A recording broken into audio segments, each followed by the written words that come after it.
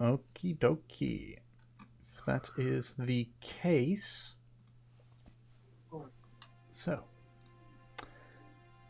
our band of adventurers, the Talaria, are preparing to enter the Murrag jungle, seeking out the various druid tribes in order to find, potentially, the answer to the conundrum plaguing Aki in regards to his vision. Before then, however, you had done a few odd jobs in Sangan, just to sort of prepare yourselves for the journey into it. You helped out a farmstead with their little wolf problem, but more importantly, when seeking a draconic creature being spotted, you stumbled upon a small goblin girl named Fur. Fur, it turns out, is seemingly bound to a young dragon, and cannot be away from it for too long a period.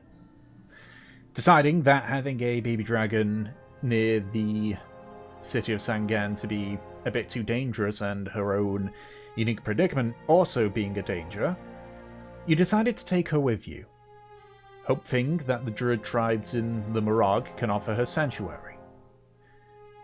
You spent the remainder of your day gathering what food and equipment you might need for the journey through the Murrag, and had Fur say the truth about her situation to her sister, Oates. An emotional yet tense conversation happened, with Oates seemingly accepting the situation and bidding Fur farewell, allowing as well for you to keep your horse and cart at the hole in the bucket while you go on this journey, though with the caveat that she may make use of the horse and cart in order to help pay for it.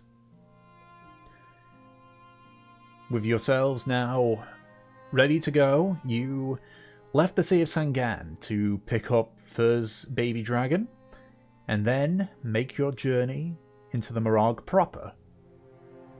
And that is where we left off. So, it will take about half a day's travel once more to get to where Kers is hiding. So, given the length, I need somebody to roll a d10 for me.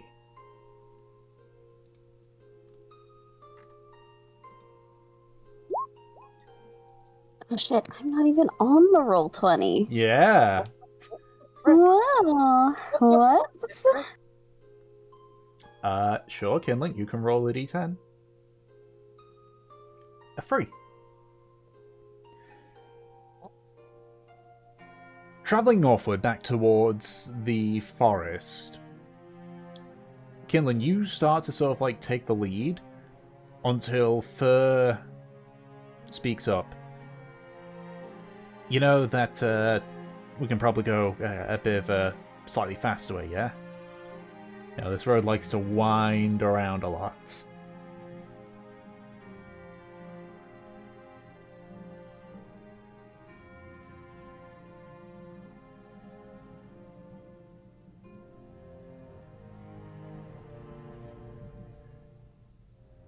Well, the faster way, it's faster on foot, not on the car. Lots of dips and all that. Yeah, let me take point. Though while we're walking, can we discuss a small thing? That's just sort of occurred to me. Yes, of course. Yeah? Yeah, how are we gonna keep Kers, like, hidden as we make our way to the Murrag? We have to go past Sangan again. That is a very One good just point. speaks up. I have it. Right. Hevlock will take care of it. Okay, alright. I hope Kers ain't, I don't know how he's gonna react to all you lot. Guess we'll find out. We Yeah. did mention socializing him. Yeah, we did. And anyway, it's this way. Because of that roll, with Fur's help, you actually are able to traverse at double speed, so it only takes you about a quarter of the day to get to the Double forest. speed. So it's at a different angle, but you are unmistakably at the small forest where you had initially met Fur and Kers. Fur kind of just stops at the edge of the forest, just like, right, should I go in and get him, or should we all go in and get him, or... It might cause undue alarm if we all approach him at once. Perhaps the first faces he sees right now should be friendly ones. Right, okay, alright. Maybe I can get my hand back. I completely forgot to pick it up. She just sort of, like, runs her hand through her hair.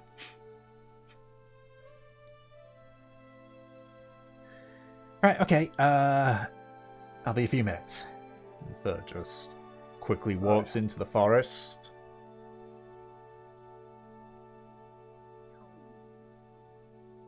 Do any of you do anything? Mev Or do you looks just at you guys. Do you think she's going to come back? It seems like she's like half joking. I'll go after her. Oh, I'm kidding. I'm kidding. Or am I? Insight? No. Yeah, man, I'm not kidding. I will go into the forest after her. Okay. Alrighty. I'm not entirely sure that's the best idea, Havelock. It is a dragon, after all. A startled dragon who's in a very unfortunate predicament and is backed into something of a corner. Yeah. But if we're gonna have to trust this dragon, it should be able to handle just one of us.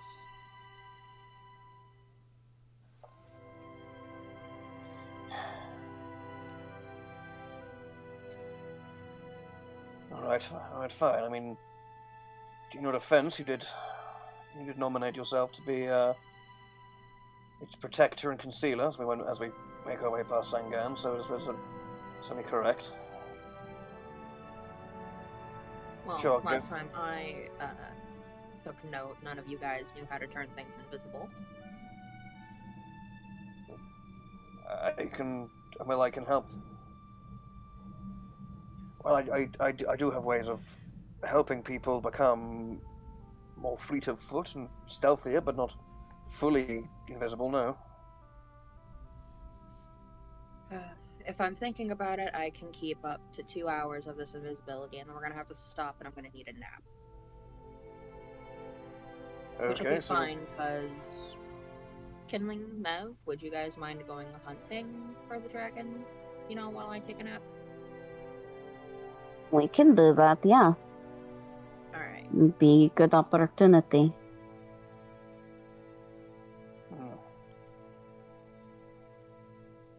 Alright. And while we're stopped, Aki, you can do your anatomy studies. That's what they want to call anatomy studies.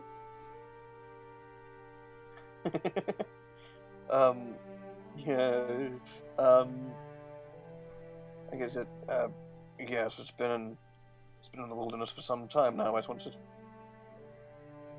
give it a general once over to make sure it's not in any undue harm or malicious condition. I'm just gonna whisper I'm hardly an expert.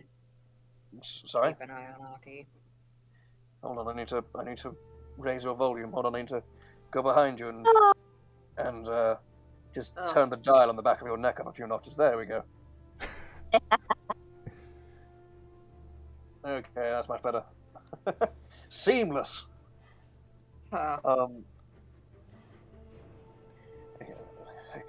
Shit, how did he find out that Havelock's actually a Warforged?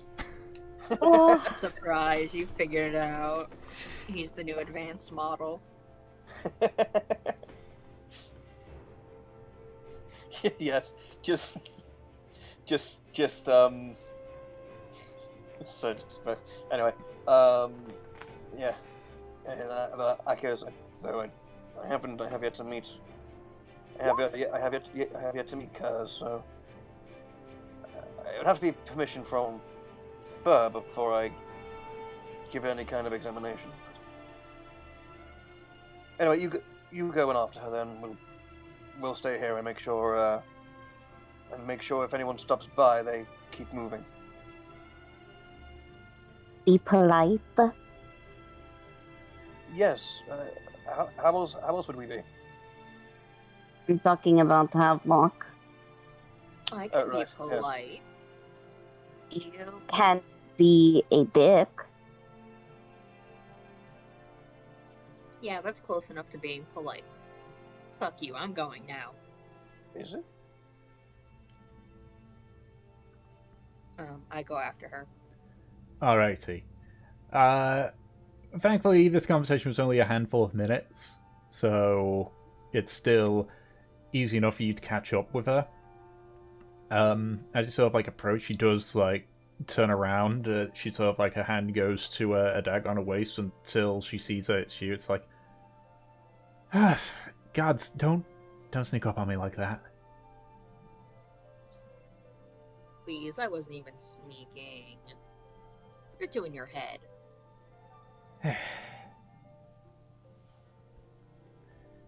Take it you're following me to make sure that everything goes all right.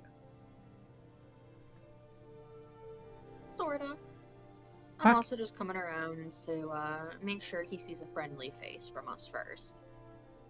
Okay, all right. Let's keep going then. The two of you walk in silence for a few minutes before you arrive at what appears to be a bit of a clearing in the middle. You can see it's sort of like a pile of rocks sort of in the middle with what looks to be the remains of a leather cap. And seeing this, you hear Fur just go, God damn it. Right. Stay standing here. Don't do any sudden movements. Not like I think he'll do anything, but Did he actually eat somebody here? no, Oh, no. He's just cautious, you know. Just walks forward a bit. She sort of like nudges the leather cap with her foot before she sort of like goes to the side and starts speaking in a language which you don't understand. What languages do you know again, Havelock? I believe I am just common and primordial. What was it, sorry? Common and primordial? Okay, yeah, you don't understand what she's saying. After a few minutes, you see a four-legged creature sort of climb over like some roots near an old tree. Definitely looks like a dragon, but a very small one. And a very dirty one. You can see a lot of dirt and mud sort of like caking its scales.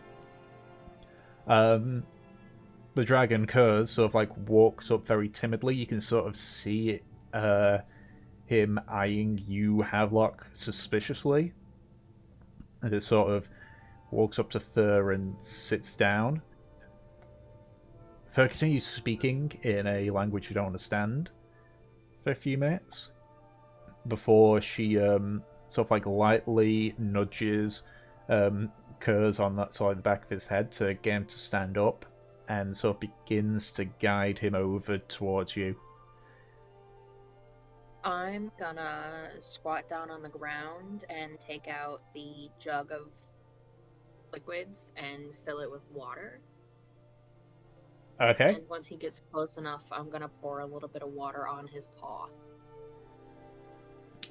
He does sort of like step back quickly as the wall like hits him, but just sort of like sniffs at the sniffs at the ground. Do you pour any more water out, or?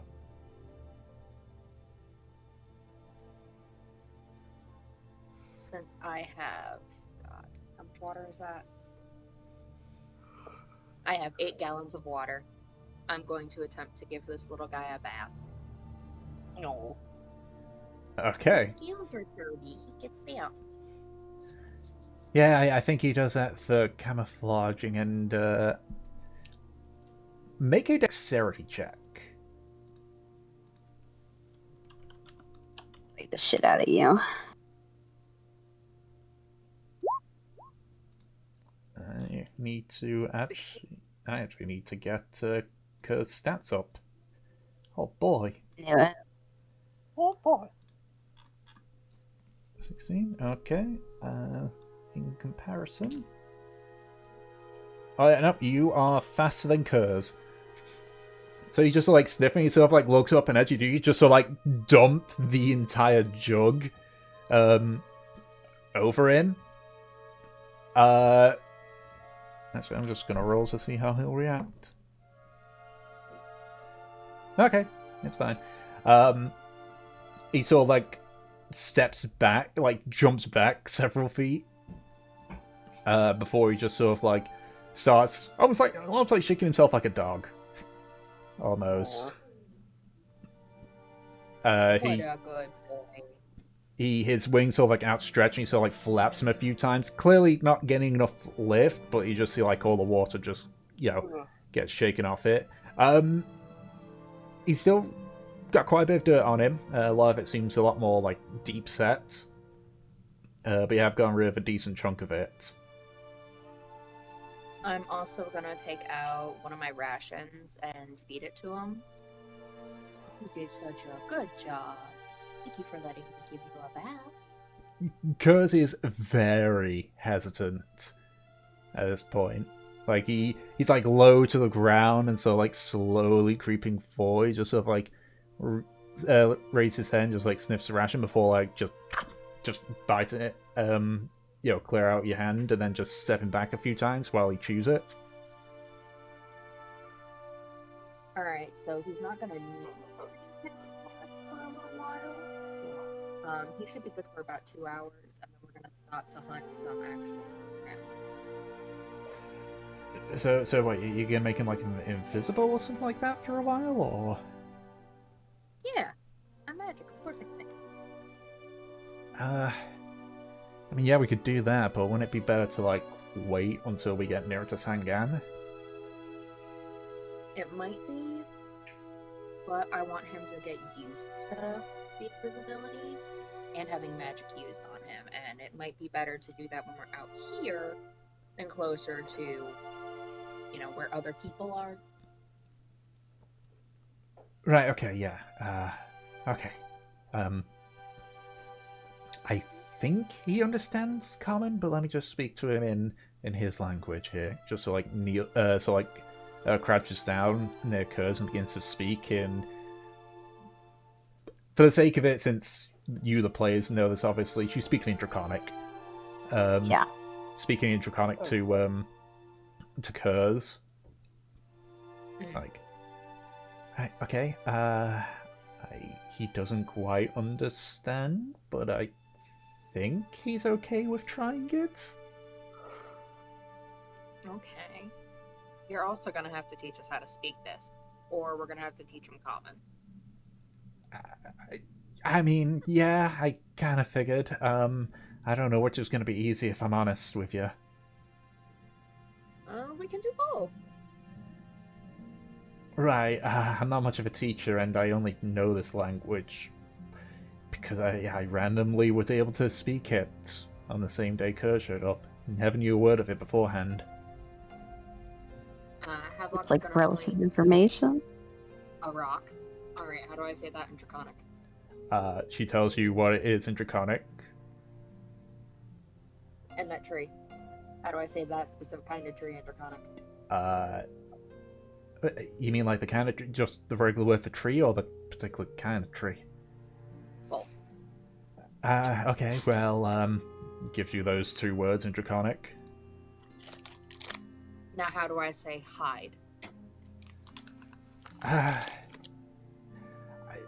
It's hard to say, but I think it's kind of like gives you the word.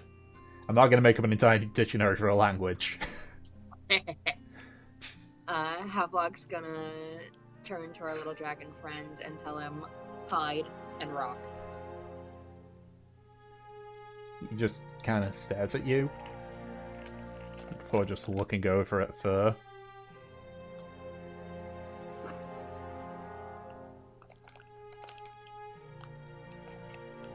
I don't know what you're looking at me for. I just, she just shrugs, and Kers just slowly just looks back towards you again. I'm just gonna give him a smile.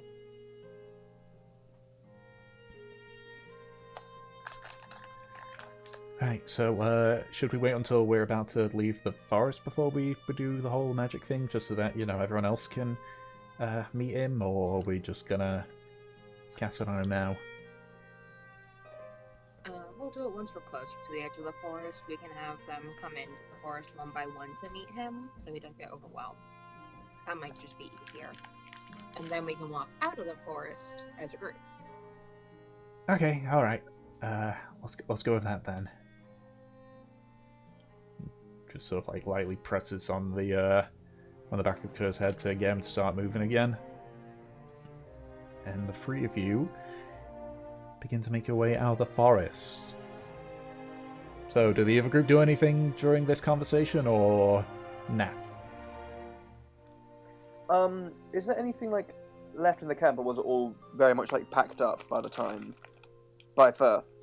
So most of the camp was actually just making use of the natural resources, like the actual shelter was just a whole bunch of sticks, which Fur had just kicked over, so it's just a big pile. There's obviously the small ring of stones for the fire area, but beyond that, no, everything else was packed up. Okay. Yeah, I think now with this bit of downtime, Aki sort of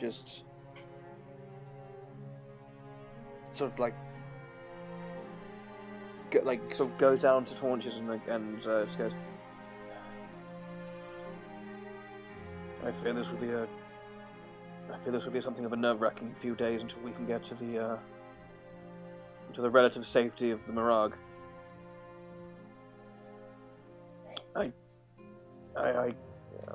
I doubt we'll be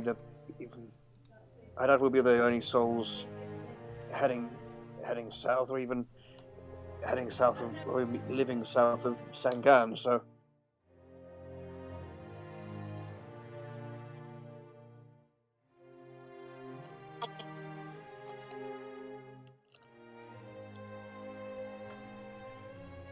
Nothing at all happened. You don't need to worry.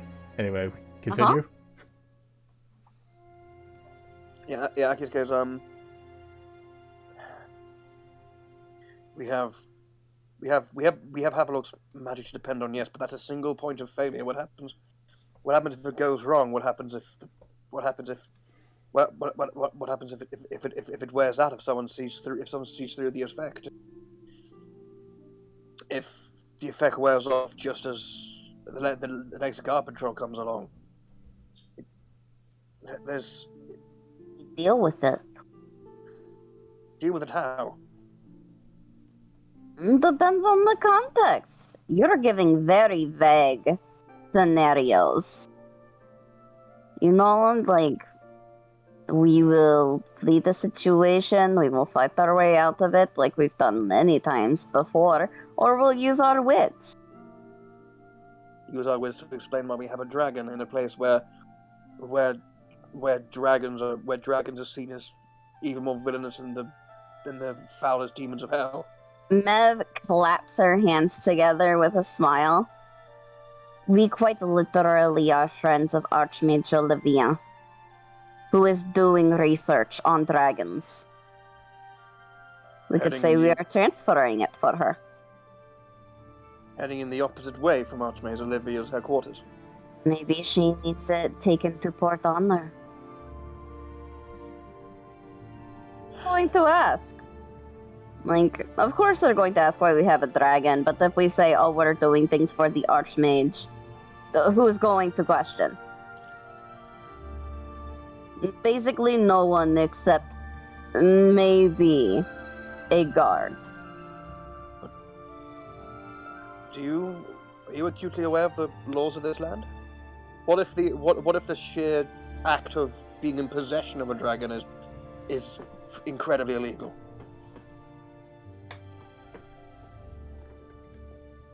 She looks at him. Then we're pirates. You're a pirate. I'm not. I'm a pampered rich boy who can ask trees to do his bidding. That's.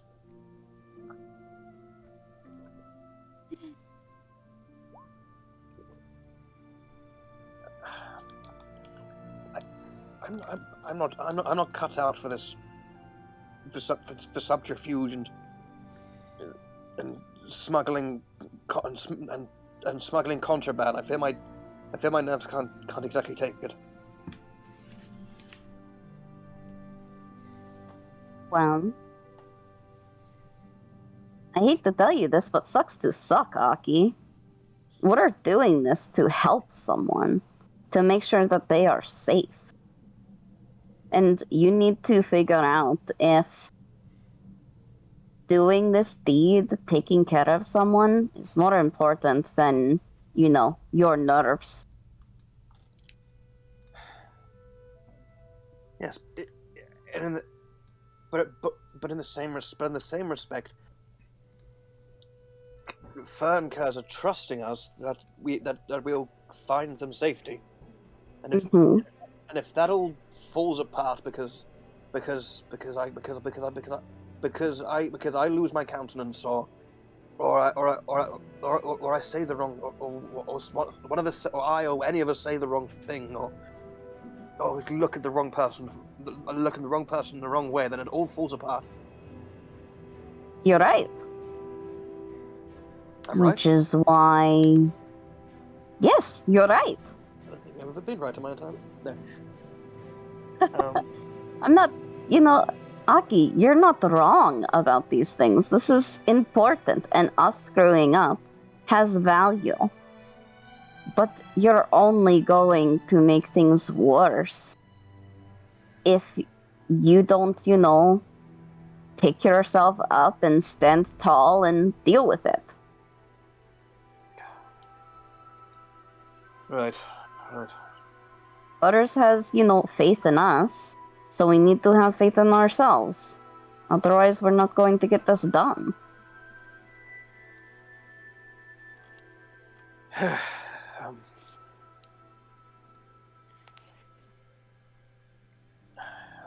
Okay. I'll try to wear the guise of a man who knows what he's doing, or at least assumes he does. I'll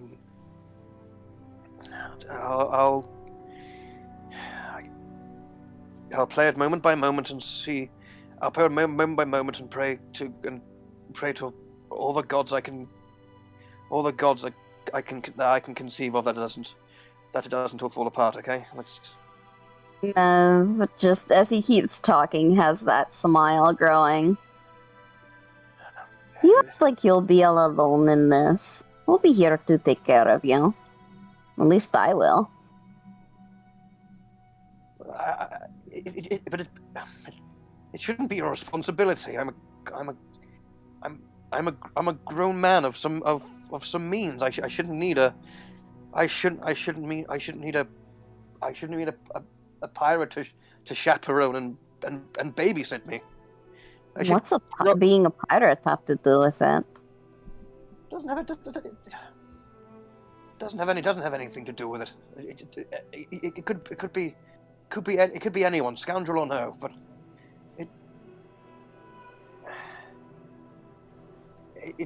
it's a problem with me. I need to how do they say, acquire some testicles. Grow a pair? Indeed, that too, and I've been hoping that I would come across them so far, but alas, I have not been so fortunate, and I fear I may just have to live without them.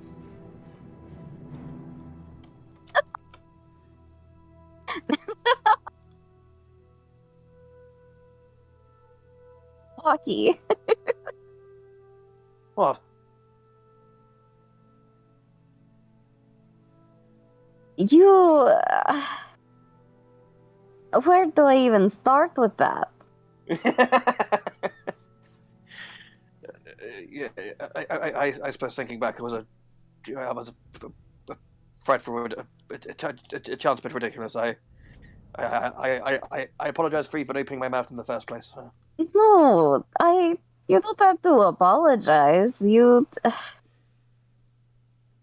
Mev just seems a little baffled, but she keeps smiling. You're right. You have to grow some legs to stand on, by yourself. It's just... It's okay to learn, to take your time.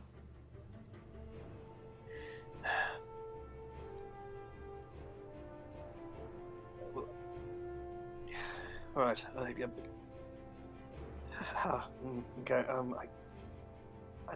I need some water. And he sort of stands back up and sort of fiddles around in his bag and just starts and just takes a big chug of his water skin.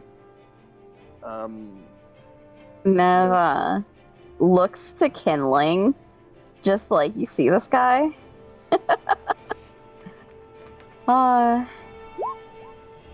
are we gonna do with him? You were saying, Ed? Well.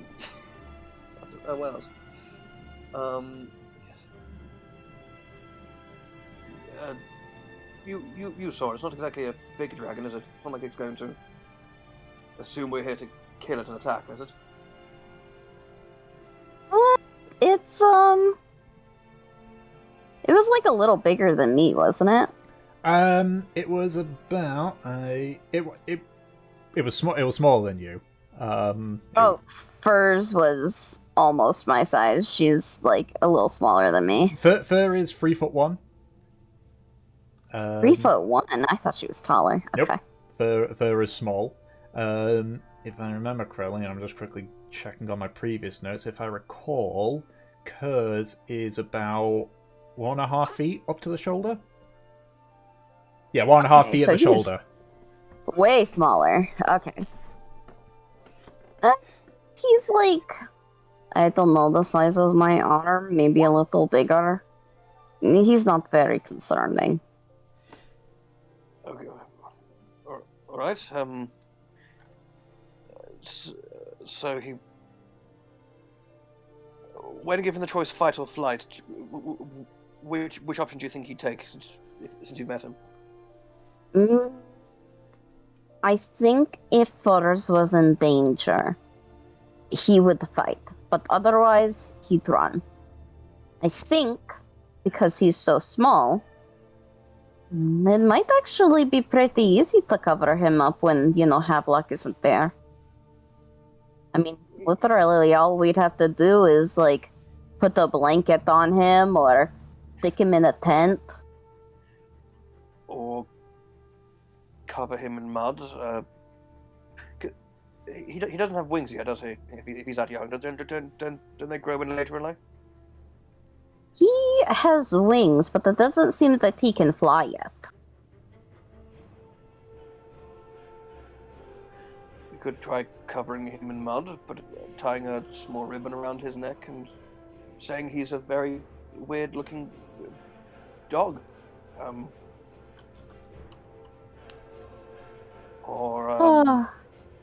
Very weird-looking dog. Sorry? A very weird-looking dog. That's an idea.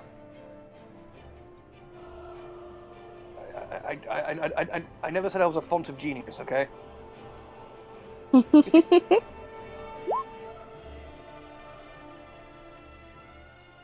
Listen, all we... Dragon. Okay. That is true. I was actually about to say. You know they had a, dragon in Sangan? They did? Yeah, there was one at, like, this tavern, and he seemed more like a mascot. He was super, super fat. He was basically harmless, and everyone liked him because, you know, he was kind of like token. Right. We could probably make Kers like that. Not like fat, but, you know, endearing. And, you know, just say he's kind of like that gimmick. Maybe we're performers. Hmm? Perhaps. So, how would you make a baby dragon adorable then? Would you? Well, Put they're some- already adorable. What we do is to teach him a few tricks. Well, if Kers and Fur are bonded by in soul, perhaps any command given by Furs would be acted out by Kers. So if Kers said, "Kill that man," he'd do it. Roll over, and he would do it. Hump that passes by a leg, and possibly he would do it. So it might be a good cover in case Havelock's magic falters.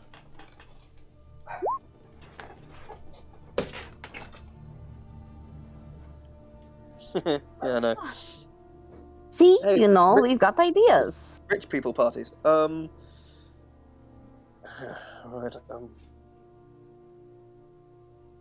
Okay.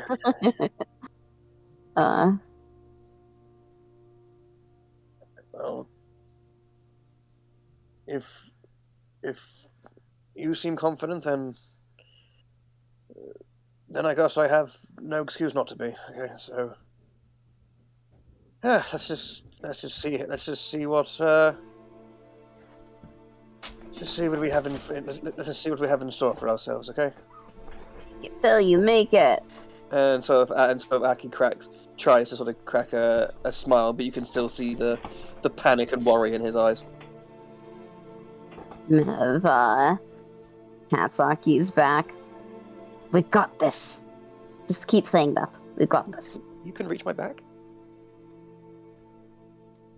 I'd like to make a strength check to see how hard I fucking hit him. No. That was set out of character. Don't hurt I me. don't know. No. That was set out of character. Don't hurt me. Go ahead, make a strength check. 7. Not very. Mev does not feel the tingle of fucking irritants that I do.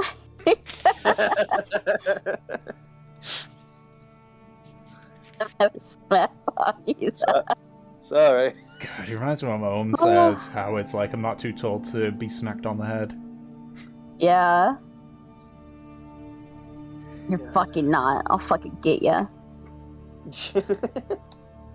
Alrighty, so around this point, Havelock, you and Fur are sort of approaching the edge of the forest. At this point, Fur just kind of slows down. It's like, so, suppose we bring it in one at a time? Yeah. I'll grab Kinley. Okay, alright.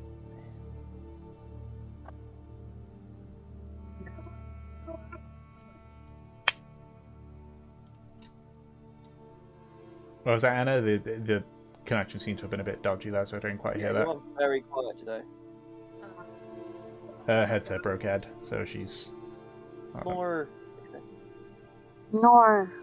More. Leo. Ah, man. I'm sure she's trying. Yeah, she It's is. okay. I can tell. Hello? Yeah. Hello? Can you hear me now? Yeah. Yeah. Uh-huh. it out. Okay. Have what goes out. It's kindling. Gonna get kindling. Yeah. Alrighty. Leave that as gone. I can still hear my voice.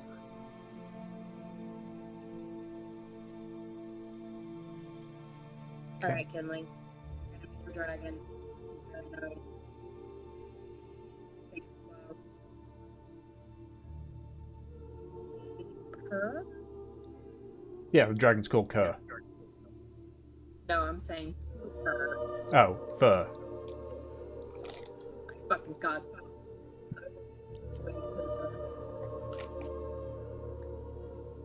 Purr. Got it.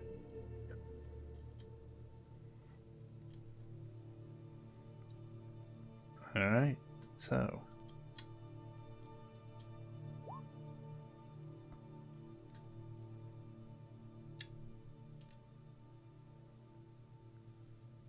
Time to type. Alright. That's fine.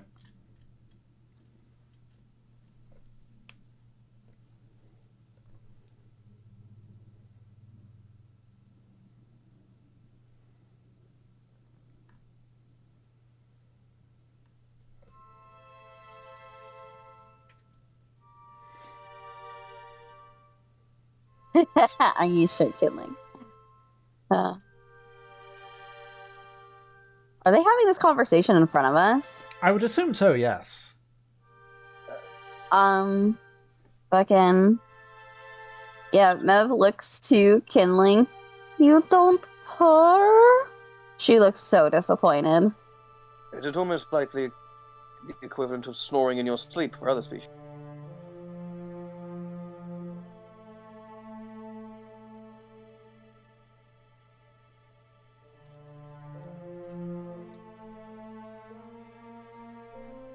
Aww.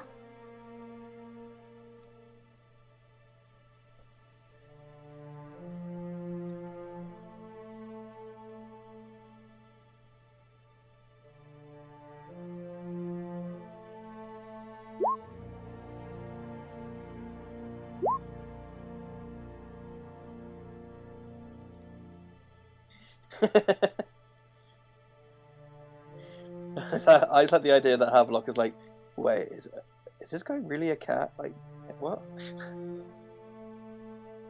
Yep. Yeah, you have to make the call on if kindling actually purrs or not. Yeah, Don't I'm sorry. disappoint us. There's a correct answer here, Kindling. Okay. Oh, Thought that I heard you purr a couple of times, but maybe I was mistaken. I mean, I sometimes heard like this, like rhythmic rumbling noise coming from your bedchamber some nights, but I wasn't sure what it was. Under his chin? I don't know if I want to just grab kindling like that.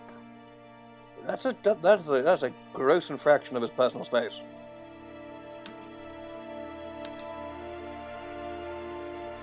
I don't know if he lets me.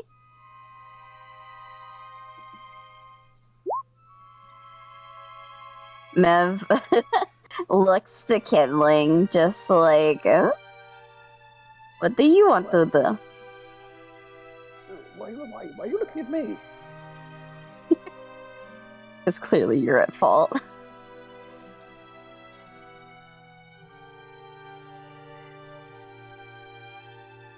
Should I like roll charisma or something for you?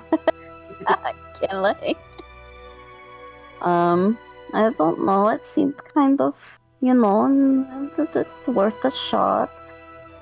Oh, 11. Depends on how cute you think she is.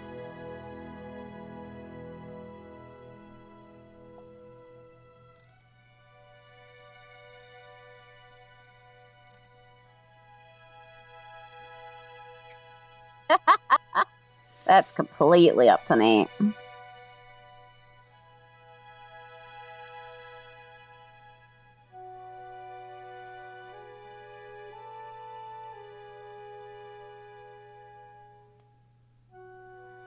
That is completely up to you. What do you want to do?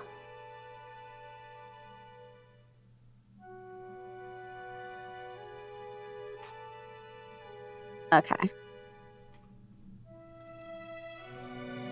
Another 11, so it's really average.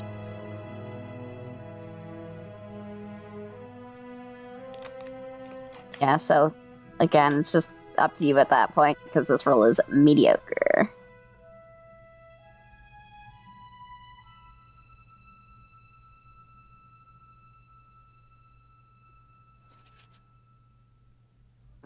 Okay.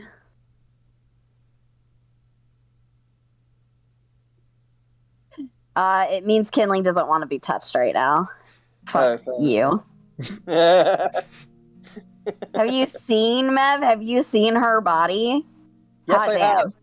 Yeah, I have. exactly. She's hot in our universe, but this is a different one. Too fucking bad. Mev is a fucking 10 out of 10 in all universes. Fair. Okay, yeah, that's a good point.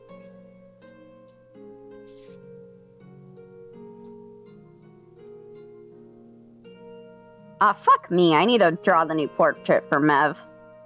Whoops. It hasn't happened yet, but I was intending to do that. I completely fucking forgot. Okay. So you got time. Yeah.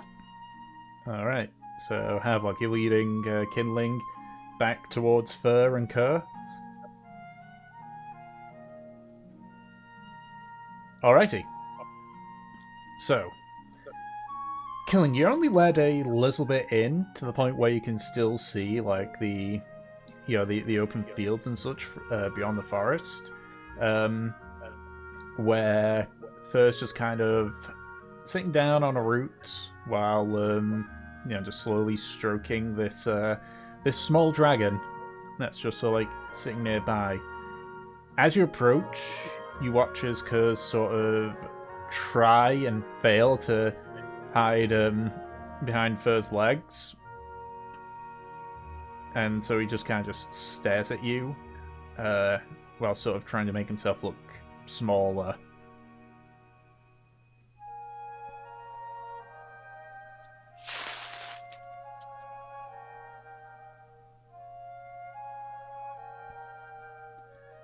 That's it? What do you mean, that's it?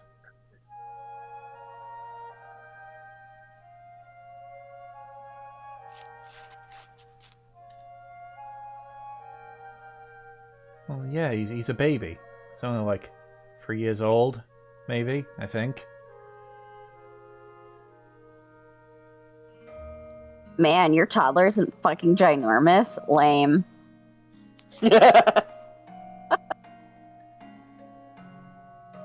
No, he doesn't speak. I think he understands, though.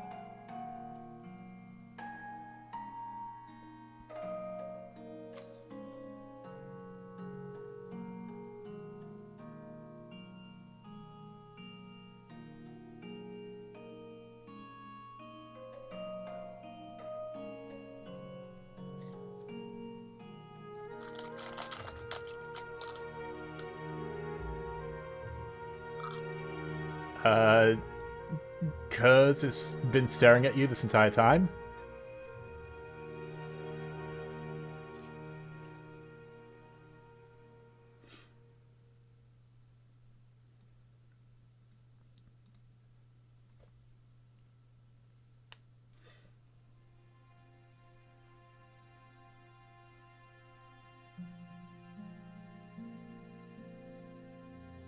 Kers just keeps staring at you.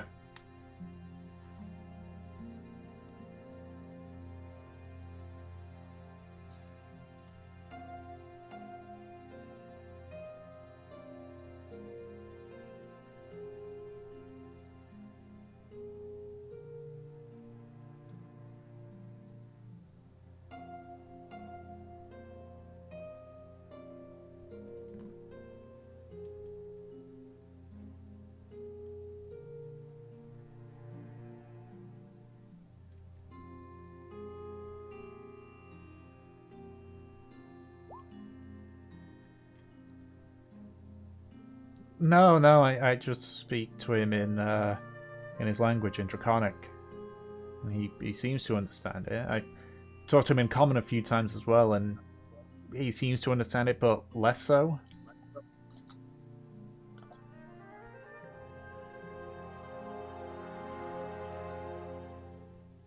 He doesn't speak back. I just say stuff to him, and he seems to listen and know.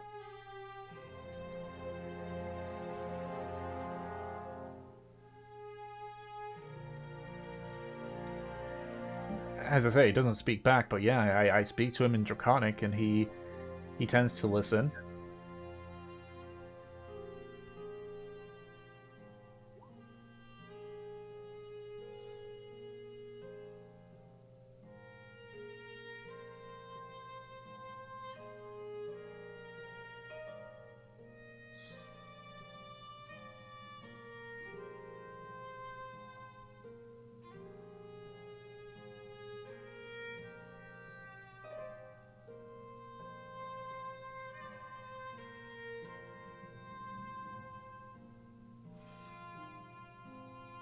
Kinlan speaks Draconic?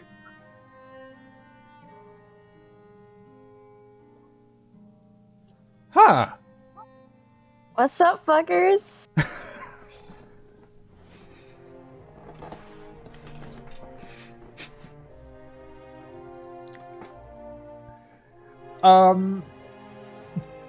Kers sort of like his eyes narrow to speak to him in Draconic. And he sort of steps out a little bit, but he takes on a bit more of an aggressive stance.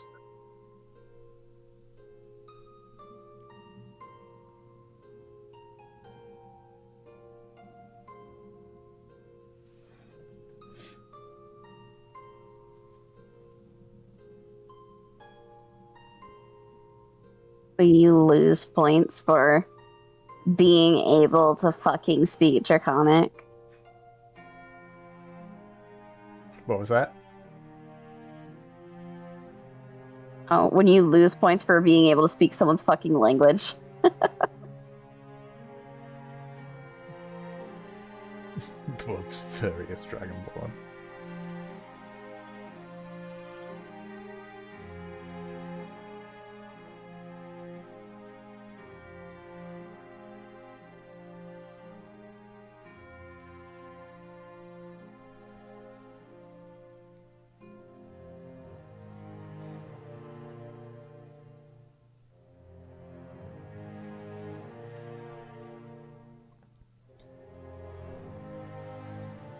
Kers remains in that more, like, slightly more aggressive stance and just is staring directly into your eyes, like, with an intensity.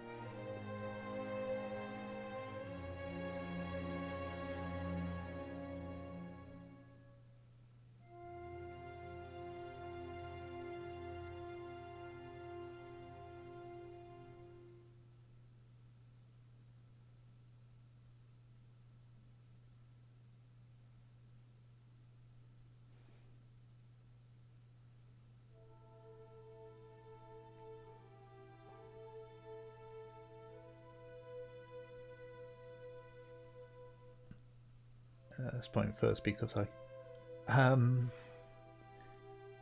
right, well, this went a direction.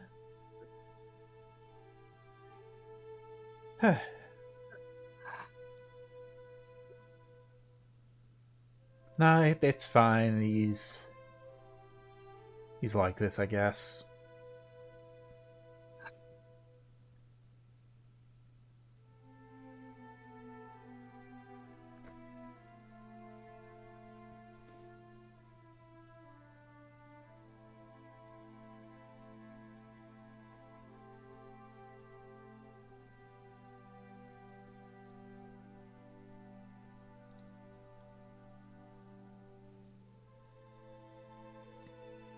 Yeah, it's Aki's turn, yeah.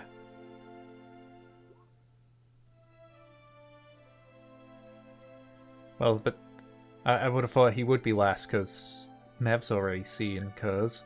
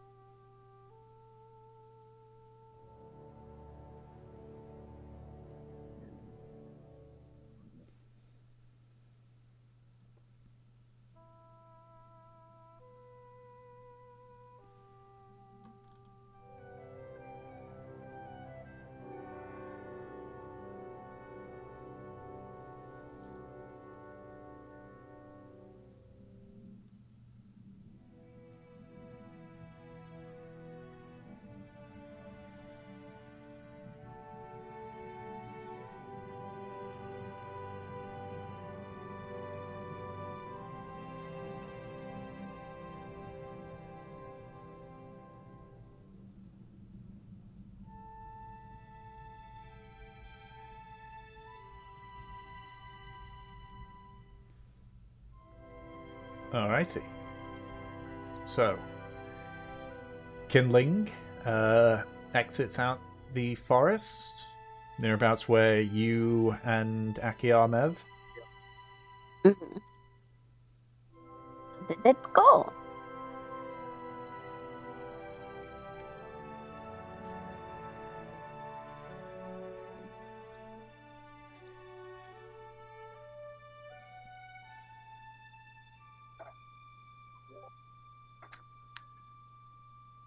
But why ever not? Did he give you a reason? Oh yes, did he tell you, that he didn't like the color of your fur?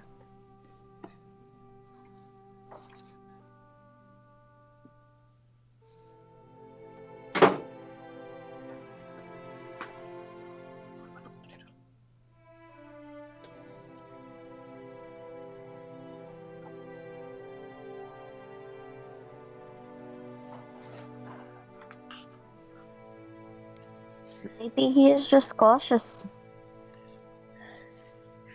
Indeed, we're unusual faces to him. It's a natural response to us when we mean him ill. Everyone else here apparently has except for fur. Right, who's next then? We are doing the 1-by-1 system.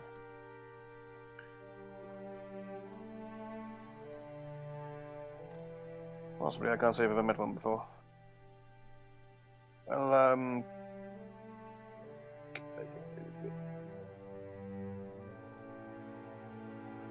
wait. Why am I last? Is Aki offended?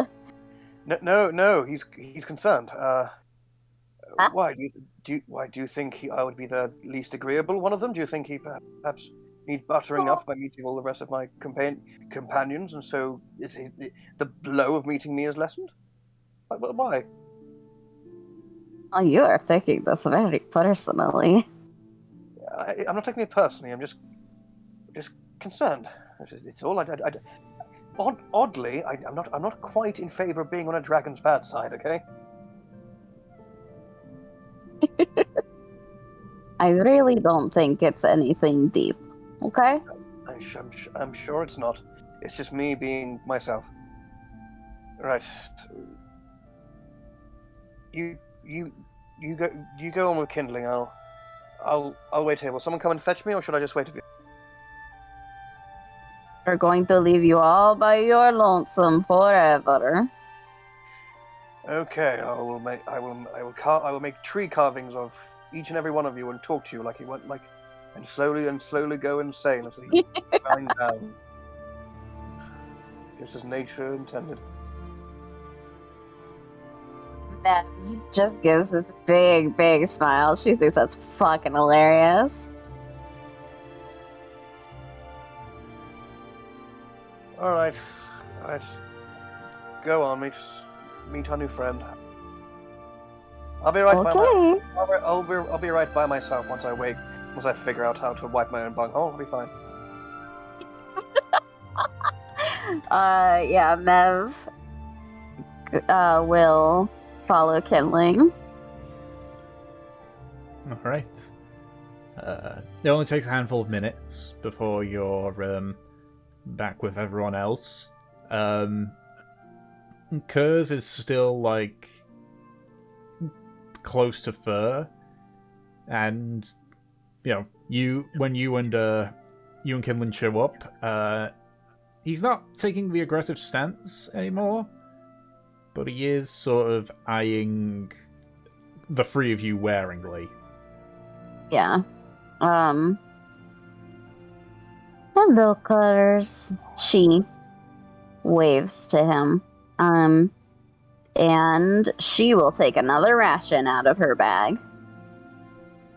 And, last time she kind of slid it over, Mm-hmm. she's going to take a couple of steps and, test the waters. Each step you take, he does sort of, tense up a little bit, but he holds his ground. Okay. Can I get close to him? You can certainly try. We'll try. Yep, we'll try to get close to him. Okay. when you get about 3 paces from him, he doesn't move per se, but he sort of presses himself harder into Fur's leg, trying to hide behind him again. But he's still sort of like, he's got his eyes just glued on you at this point. Okay. That'll be enough. And she leans down and puts the ration down and just kind of slides it over. He very timidly sort of like walks forward, sniffs the ration before just quickly gobbling it up.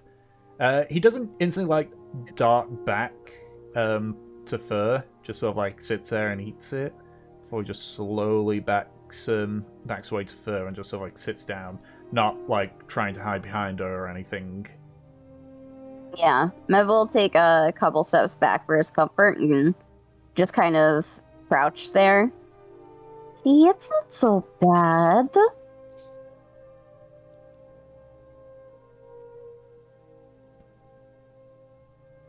Guessing he does not agree with me. He's just staring. He's just staring at you and just like constantly like looking at the 3 of you. Okay.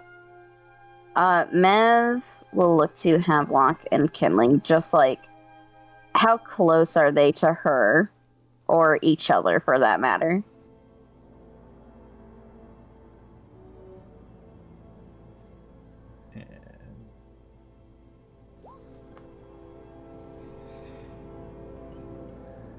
I would say at most, like, the 3 of you are about 10 feet or so away from him.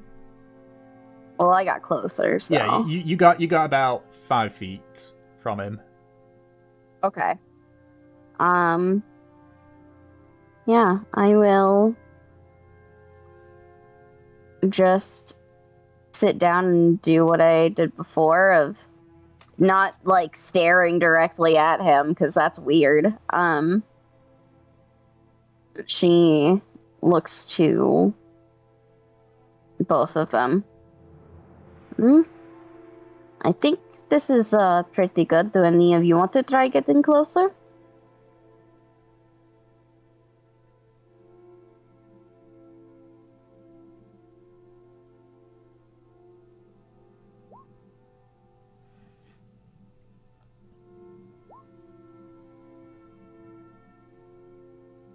Give him a bath. You do notice that Kers isn't as dirty as he was when you first met him. Yeah, okay. Mev is definitely a little surprised. Just that, like, he managed to do that.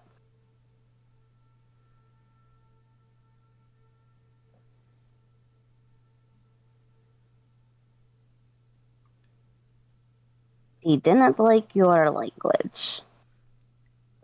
Okay. And she shrugs. If you guys want to sit there and be really, weird.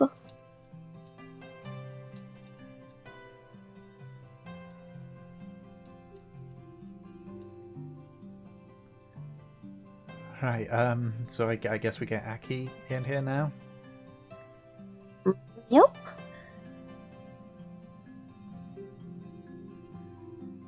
Alright, I'll, Should I go, or...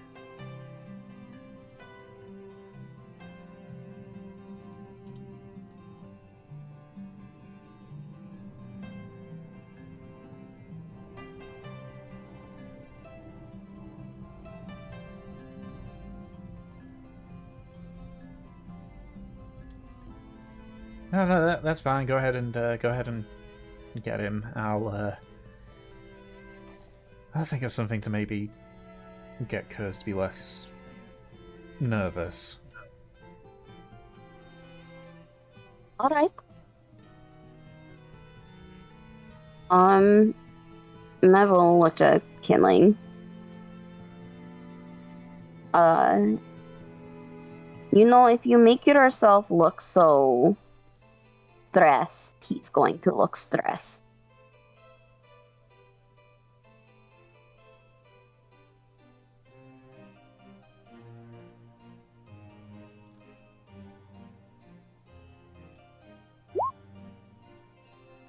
You always look stressed. You got the big grumpy face. And she makes like the scowling expression, obviously meant to mimic you, and she crosses her arms.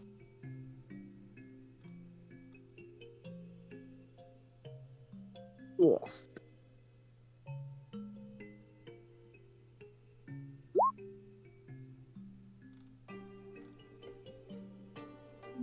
Well, first, Mev goes to him and unlocks his arms, because I know that they're locked. Just, put them at your sides.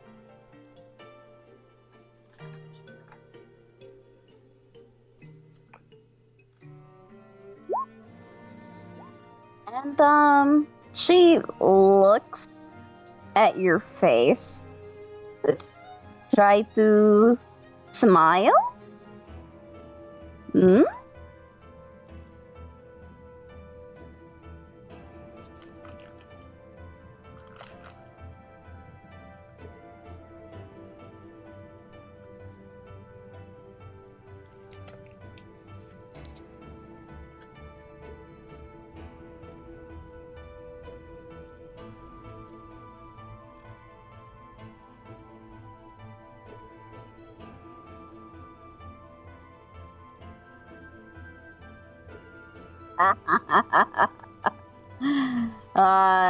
Is it like, how bad is it? Can you like roll charisma or something?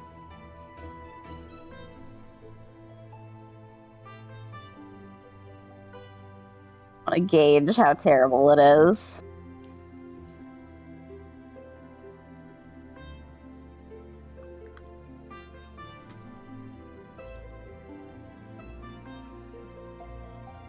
Okay. Not horrible, but I imagine he's got a couple teeth. Yeah, Mev. Yeah. Mev looks at you and she goes, "Oh, not bad. Not bad at all, but we'll work on that. You definitely got some points." She pokes a fang.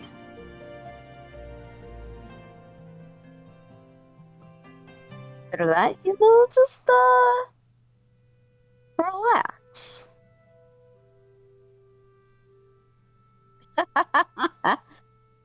And Mev sits down, then she lays in the grass. Very cool.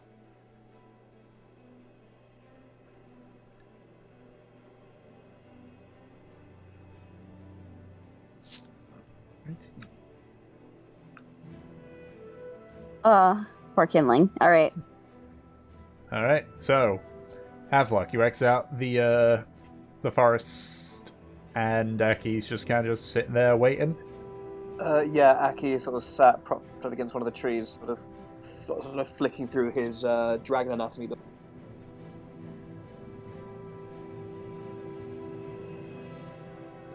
So, yes, I am. And he sort of snaps the book closed, and then sort of quickly picks himself up. Stops it back in his bag and goes, "All right, okay, so, all right. How do I look?"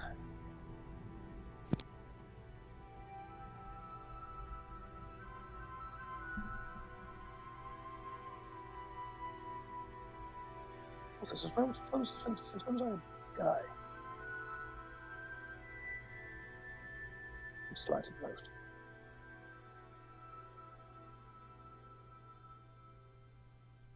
Could you tell that I've never met a Draconid before, exactly? And from where I'm from, I only really heard about them in stories, really, and whispers of great and mighty ones from my grandfather.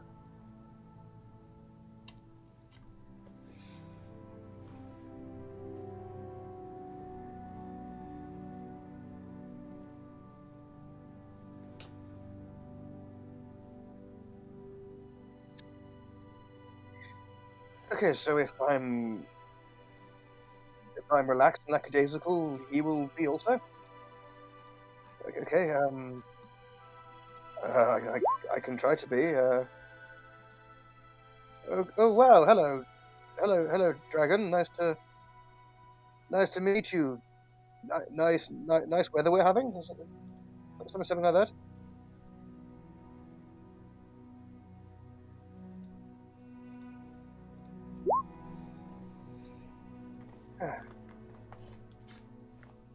Okay. Trying ever since I got to this godforsaken. Okay, let's go. Well, I'll follow you.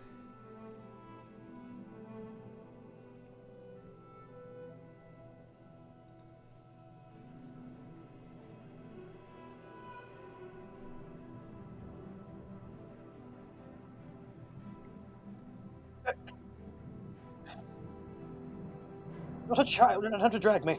And he, as he gets like humbled along through the forest. Alrighty.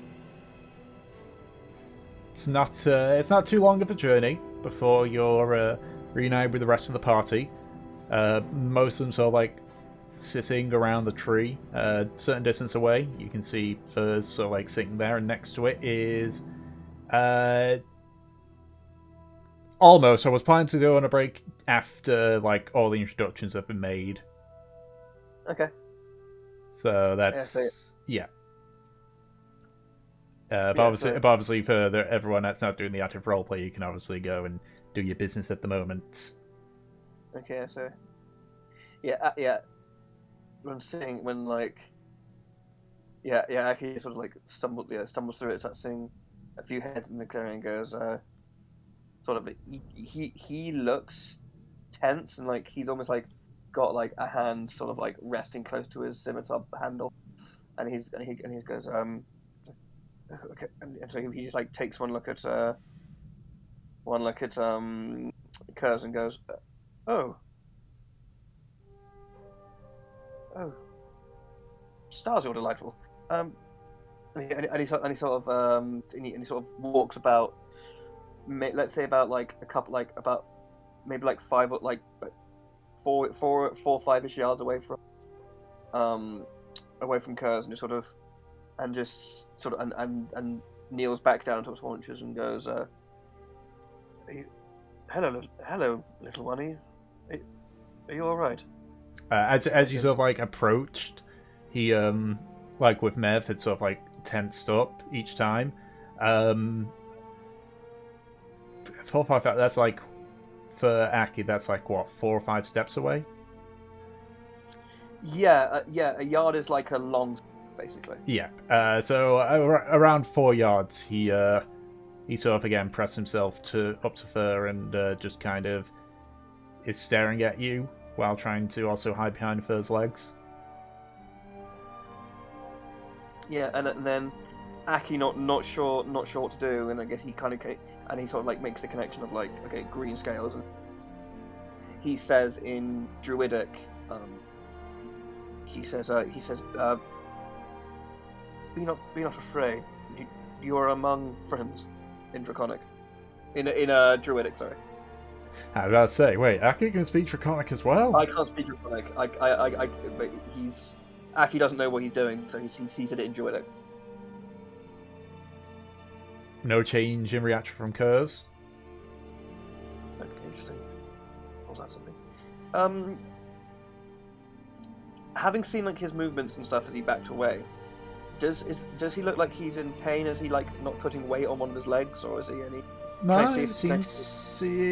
Based on what you've read so far, he seems perfectly healthy. Okay. If anything, he's a bit grimy and dirty. Okay, and then Aki goes. So Aki says, "Right, I guess. I hope you can understand me if I use common parlance. Here." And he also goes into his bag and fishes out a ration and sort of lightly throws it in between the two of them and goes and says, "See, we mean you no harm, little one." He does grab it out of midair.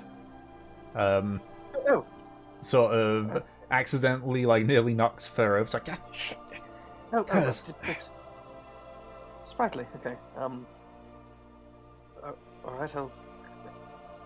Good trick. All right. Well. And he sort of like just sort of looks back to sort of Mev and looks back at Mev and goes, "Well, I'm not exactly.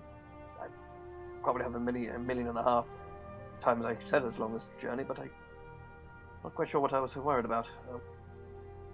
Seems out of all of the dragons I've met, he's certainly the most amicable, I believe." Wait, you've met dragons before? No, I haven't. It was a turn of phrase. He is, and out of all the dragons I've met, he is by default a lot of things, since he's the only dragon I've met. Right? Oh, right, okay. Sorry if any hopes were raised. It wasn't.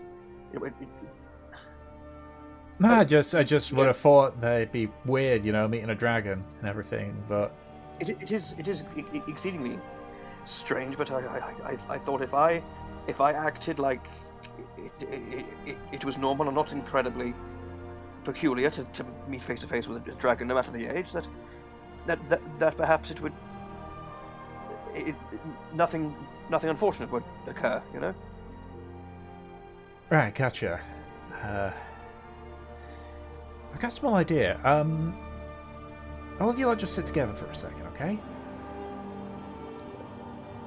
Alright. Wait, just check who's gone for breaks and stuff. I think Peach has. I think Anna might have. If not, then she's just waiting until we hit the break. Which, don't worry, I know we'll be in there in a second. Alright. Yeah. In that case, I kind of sort of basically go from, because again the couple of yards away, I go from this being sort of hunched down, and being hunched down to my knees, and then sort of just sit, turn that and flip back and go back and just go sat down cross-legged. Yeah, for the sake of it, everyone else does as well. And then first, right, okay. She just steps up towards you guys and sits down near it before looking at Kers and speaks in Draconic. Kindling, because you can speak Draconic, you can understand her. She says, "Come on, Kers. Come on." Which is Kers just so timidly, still behind Fur, but it's the closest you've all been to Kers this entire time. Mm-hmm. Alright, well, I guess that's a start. He trusts what I do, at the very least. Good to know. Yes, good to learn. Alright. Let's hope that trust is catching. Okay. Let's hope. Right, so, let's say we get out of this thicket, eh? Yeah, let's do that. Alright. And that is where we're going to have a small break. Though I think two of them already have done that, but that's fine. Yeah. Time for me to update my notes. With the math stuff done, we shall continue onwards. So, after a few minutes of sitting and seeing if Kers gets more comfortable with you all, he, at the very least, is much closer than he was previously, though he still, keeps Fur between himself and you all. But after a few minutes, Fur says, "Right, I think this is the best we're going to get for now, so I guess we should start heading towards the Murrag." Yes. Sounds good. As you said earlier, the only way to get towards the Murrag is go through Sangan. Not through Sangan, but all the paths sort of lead into it. There's a reason it's called the Gate to the South, after all. Everywhere from Port Mar, Port Embar, Hatan, even Orfrid itself, they all pretty much go through and lead to Sangan. Could it be possible to traverse cross country and circumvent Sangan?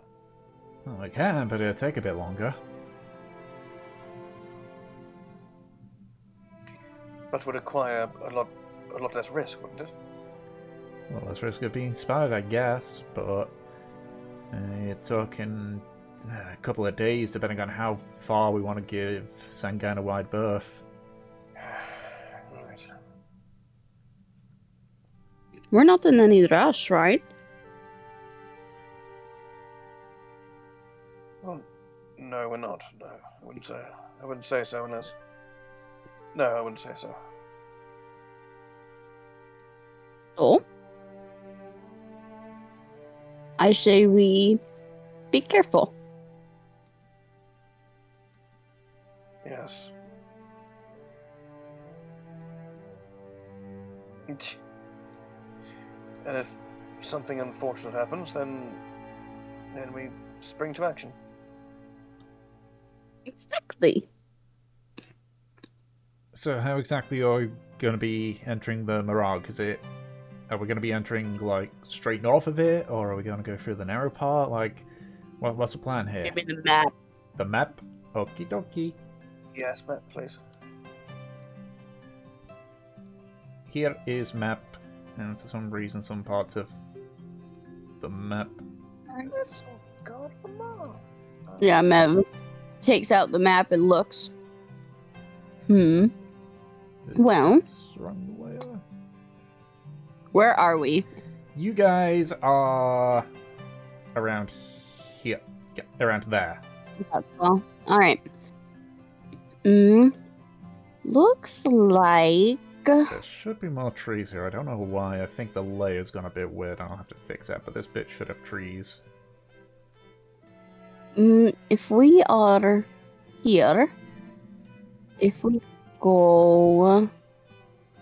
Sorry, I'm trying to find my ruler. Yeah. There we go. If we go straight down, we can skip along onto one of the paths, but we may have to cut through if we want to go straight north. Yeah, I mean, it depends on where you guys are aiming for. I think right now we're just trying to get inside. Earliest place then would be to maybe head west for a day, then just go straight south. That's an idea. Indeed. And she sort of like traces a finger on here. It does mean we will be fairly close to Sangan, but overall we're looking at maybe about 4 or 5 days. She nods. All right.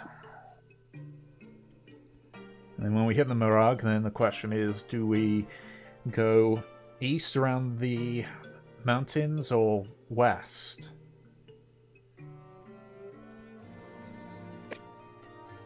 Mev's gonna look to Aki for that one, because that's up to him. I don't know. Do you think there will be mountain druids?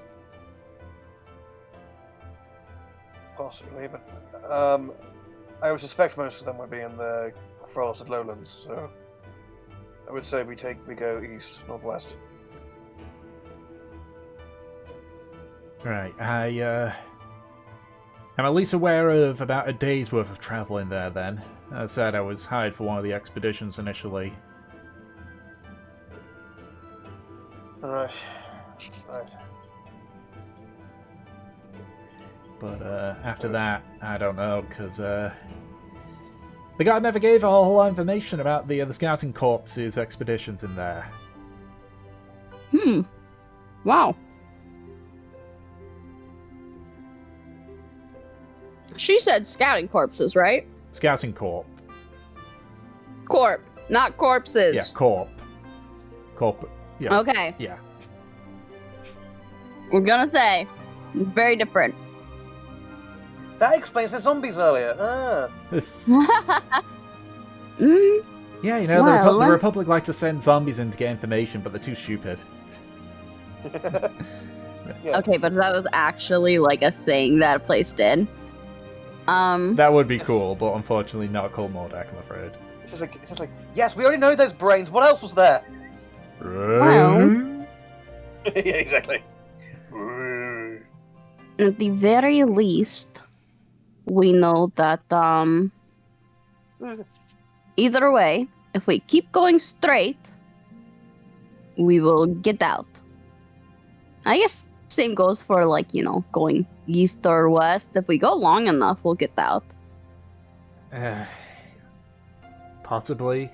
Some of the things that we've been told is that, I say we've been told because, the guards keep their secrets, but they don't exactly want people to be wandering in the Murrag thinking that it's easy game. Apparently it's disorientating in there, even for the most hardy of travelers, so...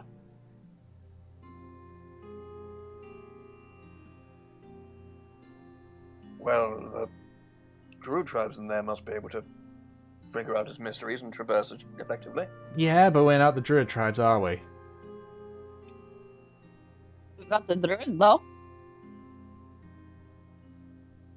I'm not sure if they'll use the same signs and glyphs as I'm accustomed to, but if they have any hidden way markers or ways of demarcating safe routes on passages, perhaps I might be able to find them and lead the way. Well, hopefully that works, because, as I say, I only know about a day's worth of travelling there, and it's not that it's vast. I mean, look at the map here. It doesn't take up as much as it looks like, but it's very dense.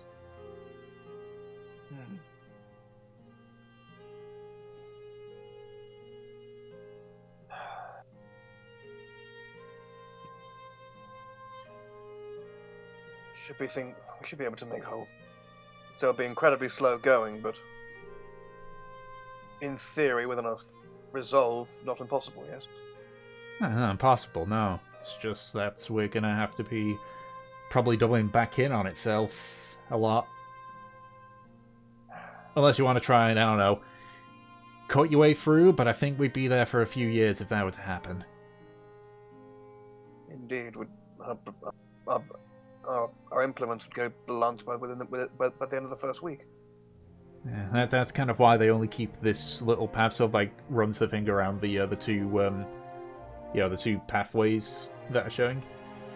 They're the only parts that I know that you can get through the Murrag easily, but even then they have to constantly battle because, well, the jungle tries to reclaim it. Hmm. And how well traveled are these roads? Do you know?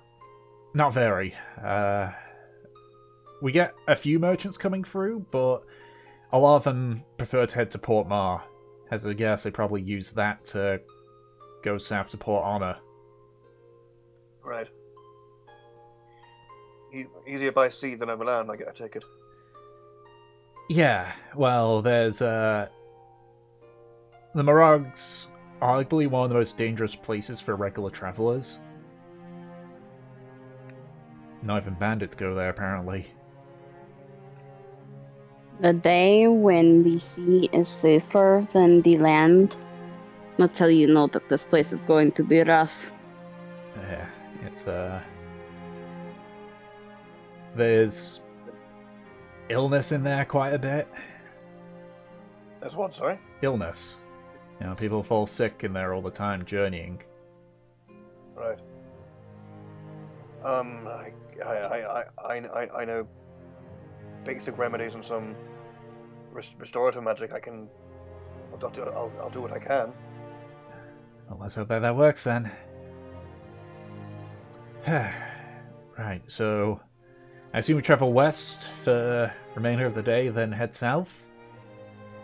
Or Yep. we're going to head southwest and then due south. Gets us a bit closer to Sangan, but it'll save us about half a day probably. Well, you're a hunter survivalist, so I trust you.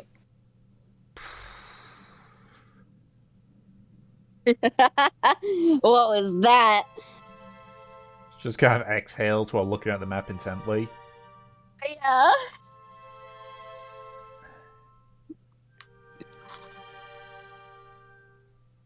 We'll go southwest.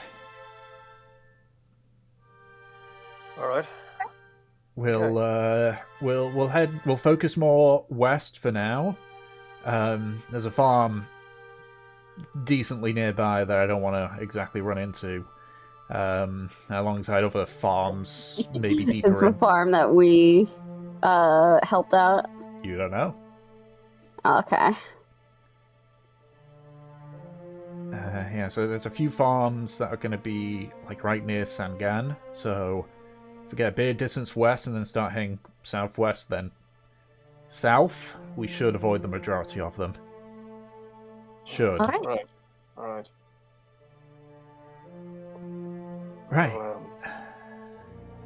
So shall we embark? yeah, let's go. Kerr just sort of like stands up. Kers also sort of like stands up. Hasn't moved away from you all. So it's just sort of like looking at you all.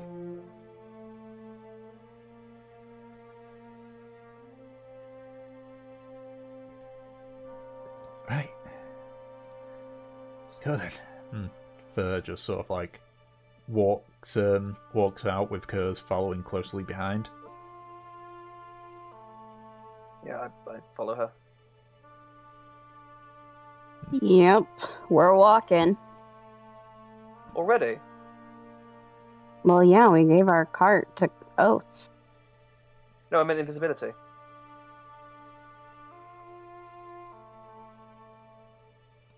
Yeah. He said that he wanted Kers to get used to it. Oh, fair enough. Okay.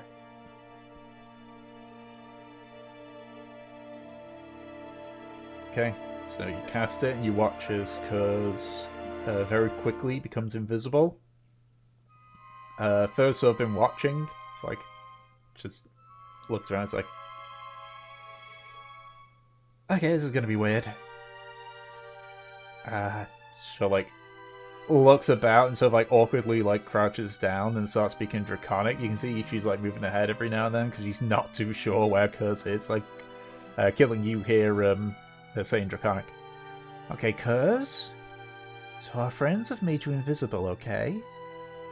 So just stay near me, because I can't see where you are, okay? Just puts her hand down on the ground. Just step on my hand lightly if you understand, okay? It's a few seconds before you see, like small areas where you assume claws are just slowly, so like poke at Fur's hand. It's like, right, good. Pulls hand away. It's like, speaks, looks at you also, speaks to you. It's like, right, okay, let's go. She continues to walk out of the forest. Greater invisibility, I believe it's a case of like even those with true sight can't see you. Oh, okay, cool. Yeah, so I was curious because like I saw the two. I was trying to see what invisibility was like specifics of it. Greater invisibility? Okay, I hadn't heard of it. Yeah. Okay, cool. It doesn't How say do you it, but it's like, oh, one sec. Because it's a case of like, why would they give you another invisibility spell And that has apparently another thing it does has less time, but it's a higher level?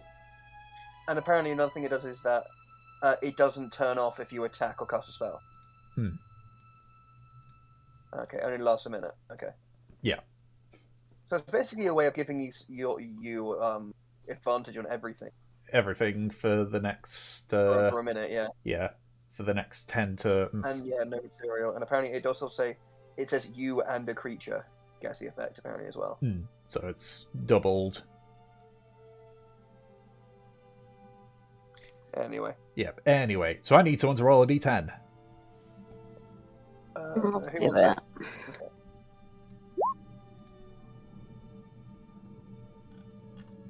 Okay. A 7.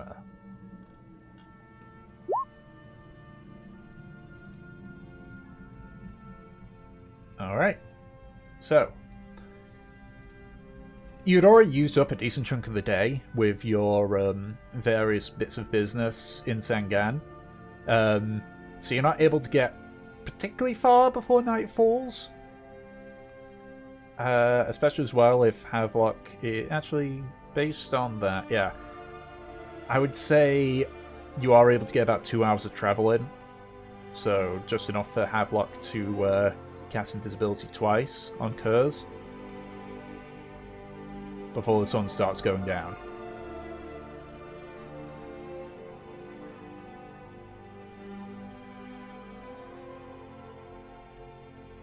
I take it we can't get very far under the cover of night, can we? I mean, I can cast a spell to give people dark vision.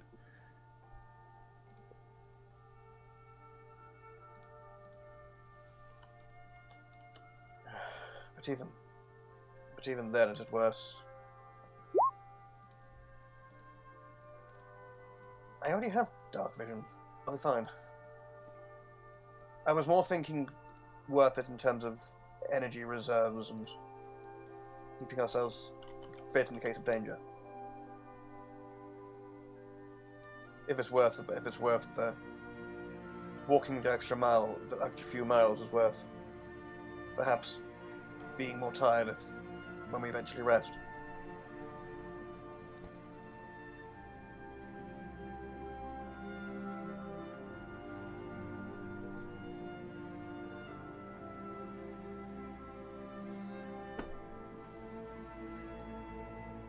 All right.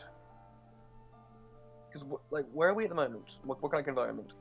A bit of a hilly environment. You sort of got rolling hills. There's a few. You see like a few forests here and there, but they're like, you know, very small and isolated. All right. So someone with good visibility and nearby trees to gather firewood. So. Yeah, is there like an edge of a forest, like an edge of a clump of trees or near one of the hills? Yeah, with your perception, you can see several clumps of trees. Maybe. Yeah, boy. Maybe just a handful of miles away.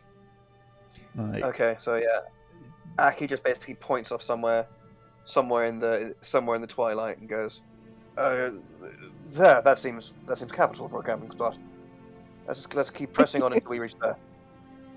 Can we tell that it's completely random for him? I think that's a question more directed at you there, Ed. No, if he points to the place he saw, which was like, you know, a bit of a clearing before a forest by on one of the hills. Telling me that wasn't random? Okay. What do you mean? Yeah, I just thought he like picked a random space that he thought was like, oh, that's good. I mean, it kind of did. He saw several forests and picked a random one. Yeah, exactly. He was like, that place will do. Yeah. Yeah, But that's what I'm saying. But he wasn't like saying like, oh, there's a cave with a bunch of snapped animal bones outside. That's a great place to play camp. You know. Just asking. Alrighty. The area where Aki pointed out, it's only about 10 more minutes of walking before you eventually arrive at the edge of it. Kers has basically been at first side the entire time. But as you approach the forest, he sort of like bounds into it a little bit. Not super far. But you see sort of... It seems like he's been taught to sort of head into a forest. Hmm. Okay.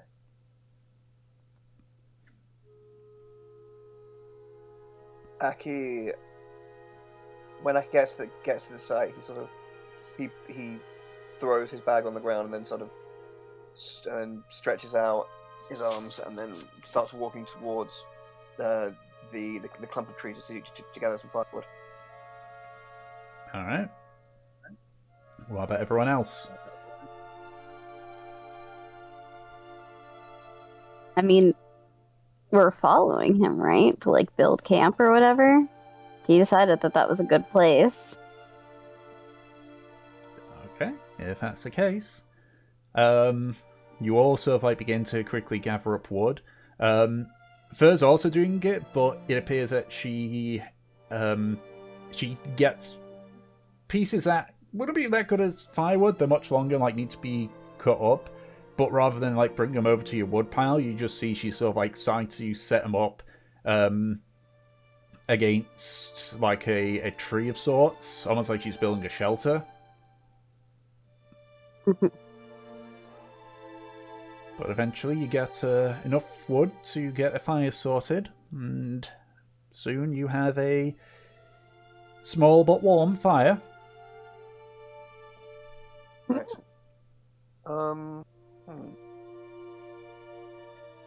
Is this little shelter that was built? How close is the shelter to the fire? Relatively. Like, not enough where, like, whoever's in there would be benefiting from the heat, unless they were, like, just out of it. Would it be within a 60-foot diameter circle? Yeah, it's about maybe 20 feet away from the fire. Excellent, okay. So, in that case, while Aki's building the fire, centered upon it, he will cast Path of Moonlight and Shadow. Ooh. During a short or long rest, you can invoke the shadowy power of the gloaming cord.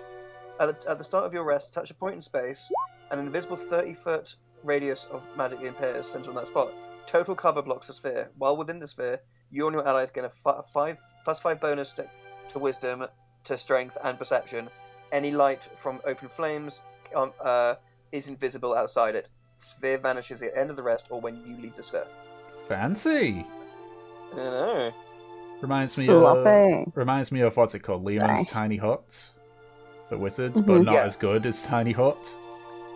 Yeah, it's basically just a version of Tiny Hut I can cast whenever we're short or long resting. Mm-hmm. Okay. Yeah, and so when Aki's when Aki's building the fire, you see him sort of like hold a hand out and whisper, and you see like a puff of what looks like shadowy smoke just sort of come out and then like make like an arc around, like and then arc around the campsite, encircling it, and then like just fade away like nothing was there. Alrighty. You do sort of notice, and it's very difficult to see through the glass, but almost like a ring of like almost like shadow, sort of like flickering upwards, almost like pitch black flames. You sort of like step out from the area just to check, and as you look in, you can't see any light. You just see everyone sort of setting up. You just see everyone setting up, but no sign of fire, so it's quite difficult to actually see them, even with your dark vision. And as you like step over the threshold, you're greeted with the fire that's burning. Hell yeah! There you go, an old trick I picked up back in the day. It doesn't make us invisible, but if someone's looking for us, it should make us a lot harder to see. And I would like to test it, but perhaps harder to hit as well.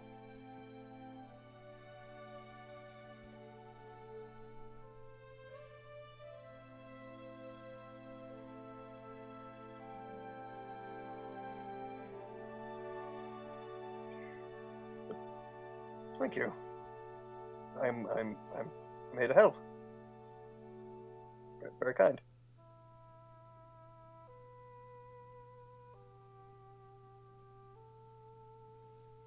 Correct. Yeah. And also, hold on. So if Aki's looking at something while in this, let me check something. He gets a +5 to his perception. Yes. Yeah, so he could potentially get a 35. Yes. I think. Or maybe a 36. Hold on. 28 +4, 32. Yeah, no. He'd get a 37. And for the record, a DC of 30 is considered nearly impossible. Yeah.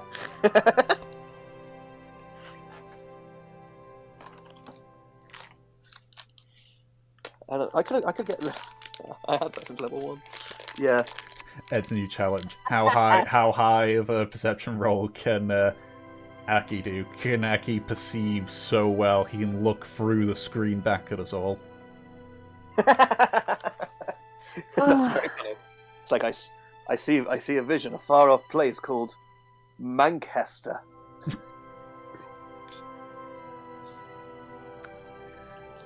Alrighty. So, as you're all setting up camp, you can see at this point, like, for while you've been doing this, first just been setting up what looks to be a small shelter, seemingly for herself, just up against the wall. You see, sort of like patted down with some dirt and mud and such, sort of to give it some strength and everything, before eventually joining you all by the fire.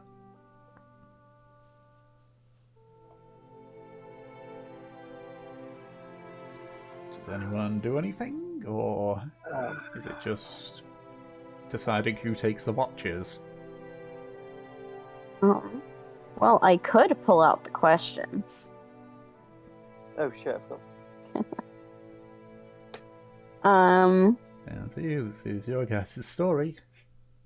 Well, how is for looking, I suppose. We'll go with that first. Let's gauge her. Make an insight check.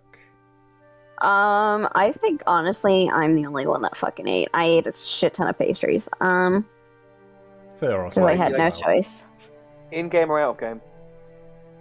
In-game. In-game. Oh, I fucking wish I had some pastries right now. I don't. Did I have breakfast? Like, actually, though? Oh, God.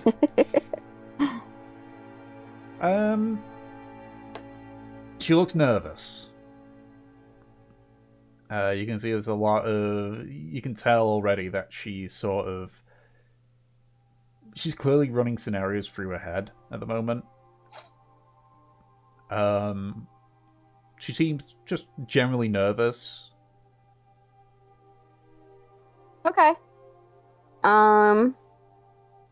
Yeah, if that is the case, I think questions, like a little icebreaker, would be fantastic.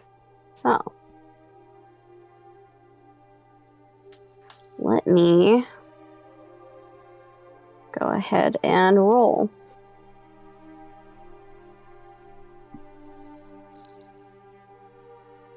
While sitting by the fire, I imagine kindling is fucking making food. 5.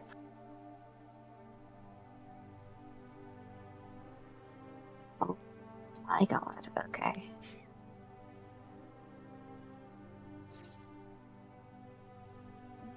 Of course it was you. Is it a good oh my god or a bad oh my god?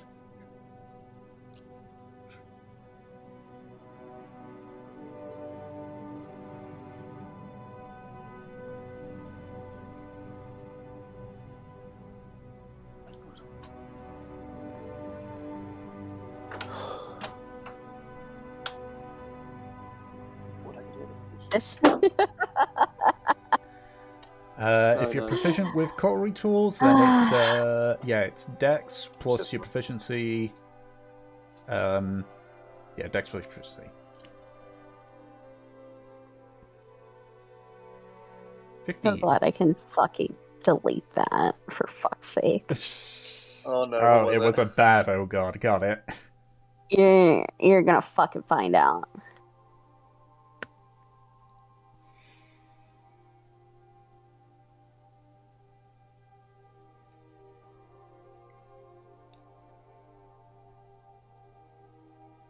How many chickens would it take to kill an elephant? The hell's kind of question is that? That's what I'm thinking. Is that like one of those lateral thinking logic puzzles? How many chickens would it take to kill an elephant? Of course, Augie sees it that way.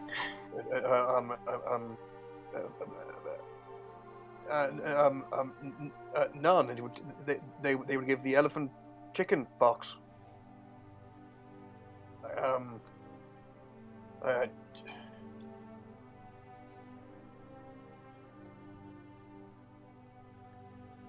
chickens can't.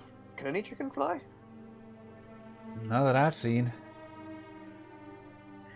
Well, I suppose we have to think of the nature of attack. So is it is it a case of them going up and pecking the chicken, the elephant, and almost doing it like?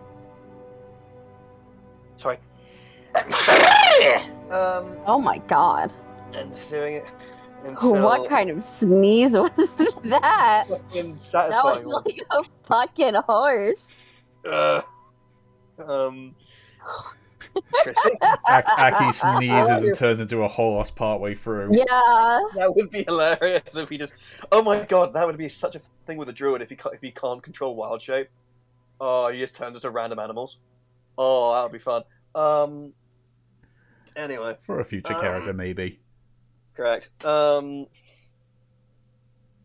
that so yeah, I guess like so.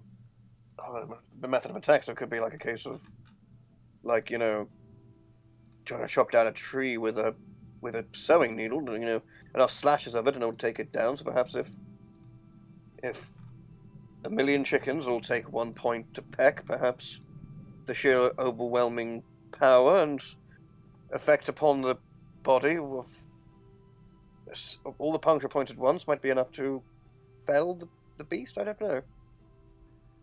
I don't know. Elephant hide's pretty thick. Hmm. Well, so what kind of question is that, Gavlok?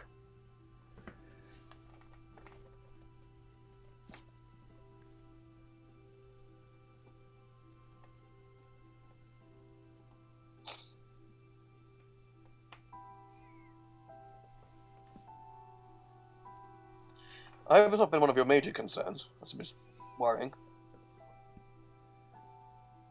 I think it'd probably be several thousand, if I'm honest. Well, or... Oh, stars, this is going to sound incredibly morbid, but perhaps just one if it was lodged within the elephant's throat. That is an idea. Yeah.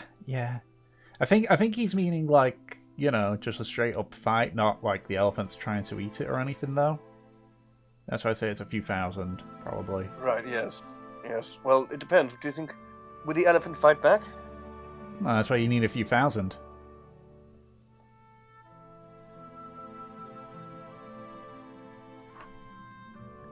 Indeed, if it was calm in temperament, perhaps wished the poultry-based demise it was fate to have, then yes, 100 or so, but I don't think it'd be 100 or so. Like, it could probably kill a chicken on every step. well, at least we have one contingency sorted out then. If we ever encounter a wild elephant out here, to summon a few chickens. Couple thousand chickens. In installments, one after another, and eventually it would a chick. You know, I can do around 6 to 8, I think, at a push. But eventually, if I just keep casting and casting and casting, eventually it would add up to 8. Not all at once, though. Sort of installments of 8, you know.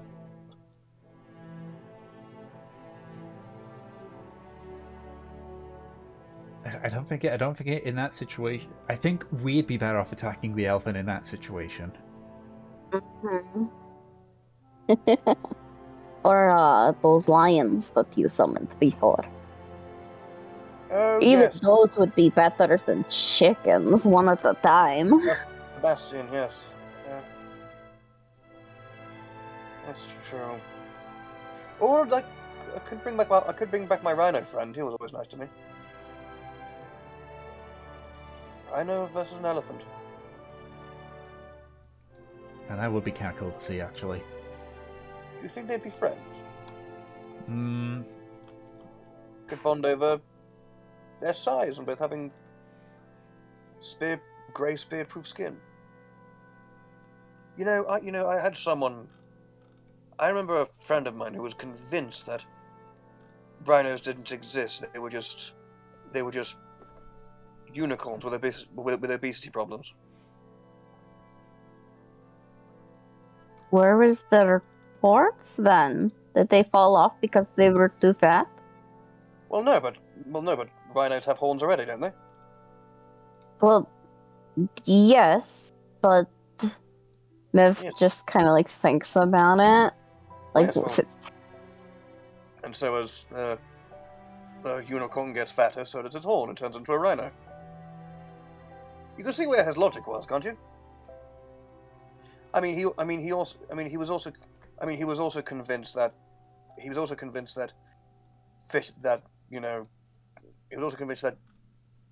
birds grew out of seeds from the ground, but so he wasn't exactly the most sane man of mine, but that was one of his lucid moments. I mean, that just sounds daft. Like, I'm sorry to your friend, but that he sounds like he spent a bit too much time out in the wild and lost a few marbles. Yes. yeah. Rumor was he was kicked in the head by a horse as a child. Yeah, that'll do it. As for animal friend, should I do it right now? Oh, right. It is pretty late. If I do it in the morning, we have more time. I mean, if you want to see an animal, I can see if I can conjure one. Do you have any bespoke ones you'd like to see? Nothing small. I think Kers would probably try and eat it.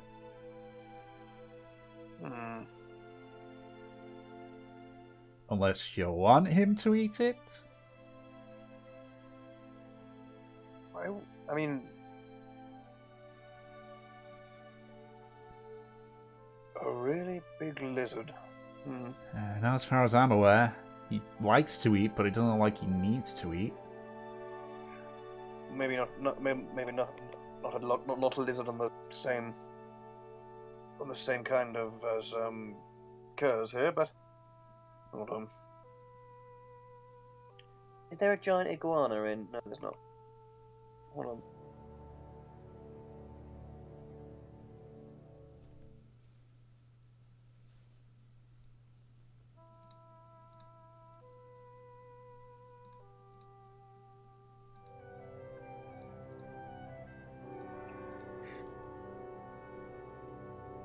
I'll tell you what, Aki kind of goes, okay. I can't promise to be very big, but I can get a lizard, I suppose. And sort of, Aki sort of just closes his eyes, thinks, and then sort of like snaps a finger, opens his eyes back up again, and starting to sort of crawl into the camp, sort of coming in, nesting by Aki is a fully grown adult iguana. Iguana. So basically the size of Kers. Well, how big do iguanas get? They can get pretty fucking big. Okay. My grandma used to have an iguana, and it was about fucking half my size when I was like 8.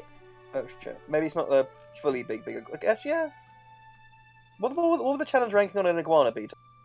I mean, I guess if you use the stat block of a lizard, though that's for a tiny beast, it has a challenge ranking of 0. Hell yeah. Okay, yeah, I can't summon it then. Okay, yeah, that's one use of animal companion. Like, what's the highest you can summon?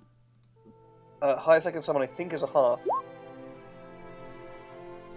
Yeah, because it works in the same way as wild shape. Yep. So yeah, a half. Wait, when do I get flying speed? Hold on. Like, 12th level, I think? Okay. I'm trying to remember how it goes up. I mean, if you really want to, you could, like, if it's up to a maximum of half, you could use the stat block of a giant lizard. Yeah, go on then. Okay, that's a large beast, by the way. Wait, how big's large? Bigger than you guys, technically? Actually, yeah, in that case, yeah. Hold on, what's it called again? Giant lizard? Yes. Let's have a look there. Pretty sure there's a chart. Yeah, because to put simply, on a battle map, a large creature is 10 by 10. Okay.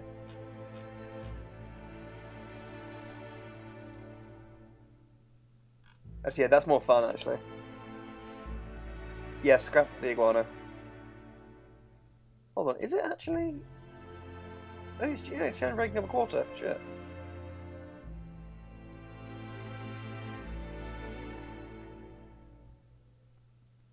Yeah, go on then. Okay, I mean, it could still be a iguana, or it could just be a very, very, very big iguana. Yeah. It still looks like an iguana, but just a giant iguana, basically. Yeah. So scrap the summoning. Yeah, Aki kind of goes. Oh, all right. So, one really big lizard coming up then.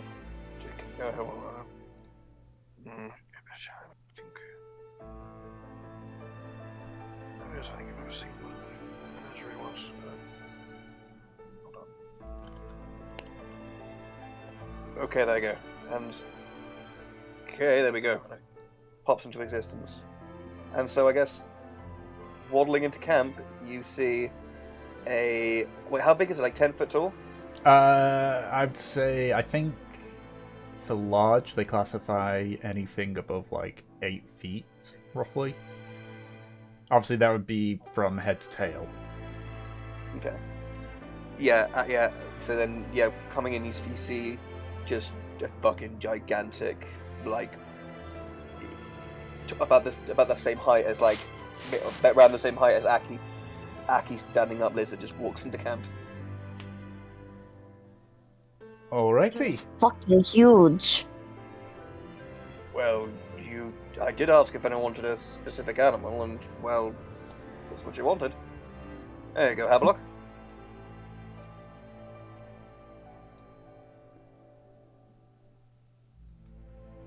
Fuck. Not Havelock going BRB when you summon what they ask for. Hey, bitch. Well, it's big enough that you can ride it. Would Kindling ride it? Well, like, if I said, well, I suppose it follows my command, so... Let's think of a name for you first, dear boy. And Aki stands up, and yeah, it is... Basically think of like, an Aki-sized iguana that... Standing, it's better. So Aki, it's like, it's like a couple of inches taller. Yeah. Yes, I guess. Fabian. I think you're a Fabian. Fabian? Okay, well. He goes like, so it goes to Fabian says, well, Fabian, we don't mind, but, well, does someone have to go riding Fabian?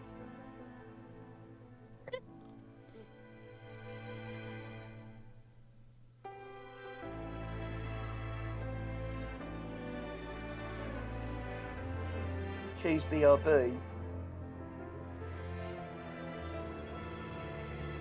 It's the thing. I feel like Anna would immediately take this up if she didn't go BRB. Yep.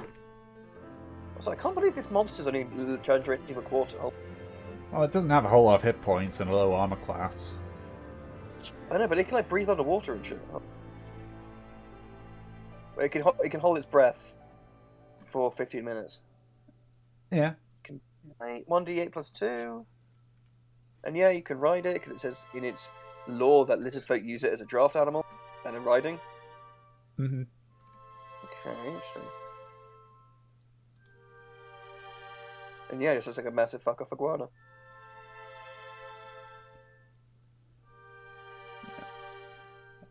First, just looking at it, and you can actually as well, Kers is also sort of at the edge of the forest now, just staring at it. Yeah. Yeah. Fabian is sort of like just locked eyes with Kers, not sure what to make of it either. Because he can't, so like, Fabian can't quite figure out if it's like another lizard or whatever, what it is.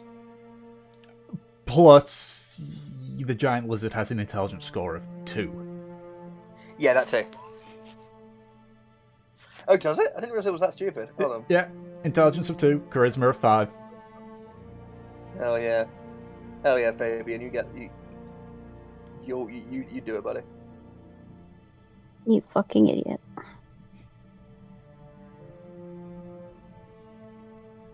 The king of stupid.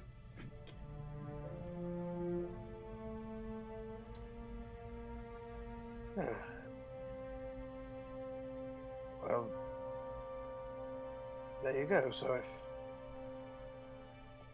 anyone needs a friend, just ask me and I can see what I can magic up.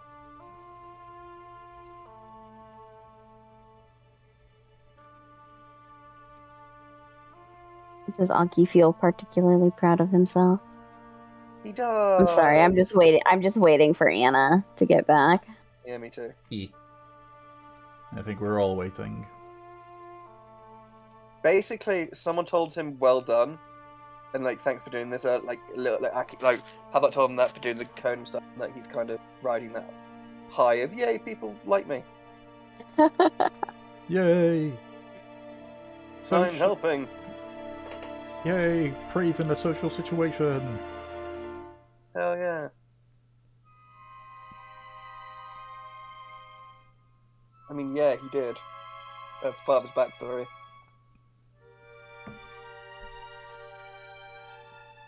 He was a deeply sheltered child who was also incredibly... He was very bullied by his peers. Yes, he does crave approval. Okay, that's like the 4th 20 I've rolled. I've just been rolling the dice, just for shits and giggles. And I've rolled... Why are you wasting 20s? Hey! Let him waste 20s. Exactly, those could be 20s that could kill fine. you. That is a point, actually. He's the DM. Just keep rolling, man. You got ages.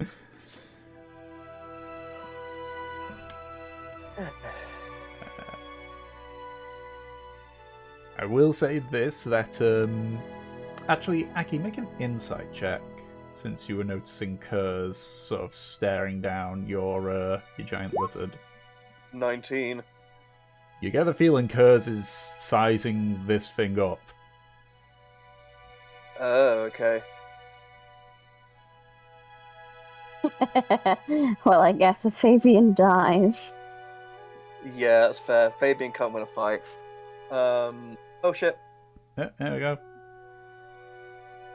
Havelock has returned.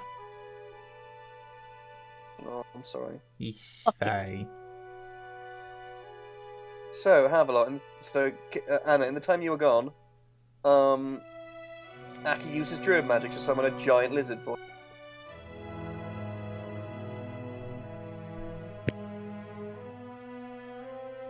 And it's basically a giant Aki-sized iguana. And after he's called Fabian. And after just a quick sort of back and forth between Fabian and Aki says, "So does anyone want to ride? What want to give Fabian a ride?"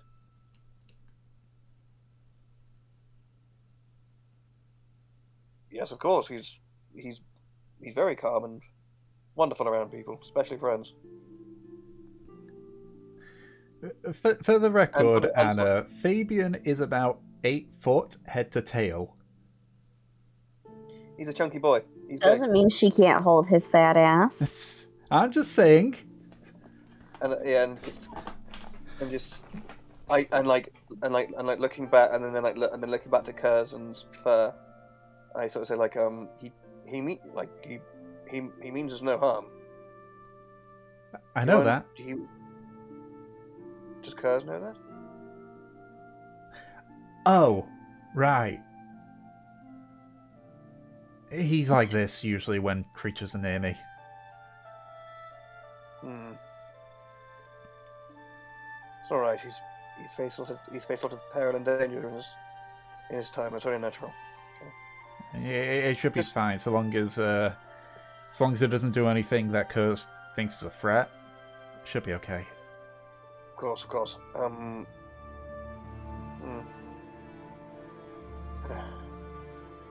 He kind of goes over to Havelock and Fabian, I guess, cuddling, and goes, stories say that creatures like these, that's lizard men use them in the same way we use horses. Huh. Kinda would figure things that big. So Havelock, fancy taking a stroll with Fabian for a bit?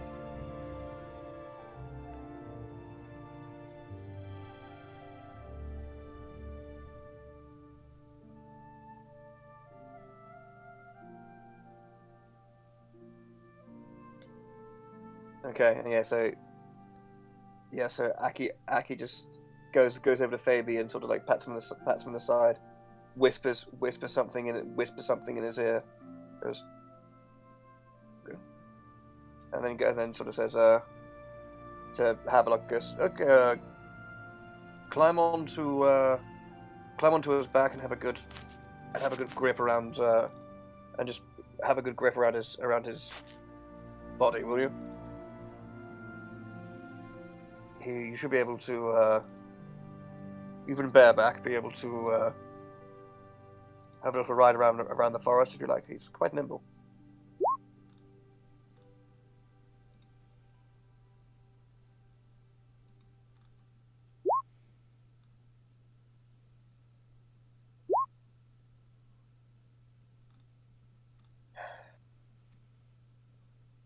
All right. I've told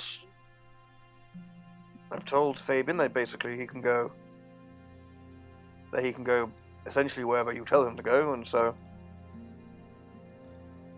I would recommend you to sort of almost just do a circuit of forested hillock and then come straight back, okay? We don't want onlookers seeing too many people seeing a wild-maned man riding a giant lizard through the forest. It would be a good cover story. What would be a good cover story? That there's a giant lizard running around. It's big, it's green, and then she gestures to Kers. Actually, that's slightly genius.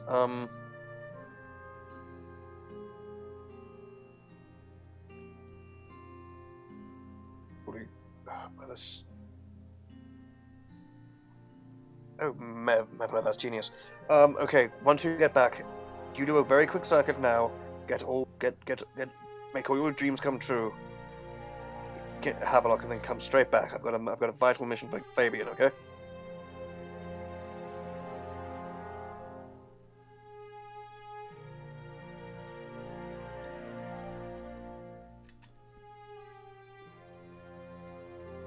All right. Off you go, and please don't go far and don't take long. Have fun. Well, odds on me regretting that. Don't think fairy. I think Havelock's happy. I know he's happy, but I'm more worried about people seeing him and then somehow following it back to us. It's quite the astonishing sight, even in the dark. So, like, the spell that you put up ain't gonna, like, hide us fully? It will make us much harder to spot, but doesn't mask our presence completely. No. I mean, that should still be fine.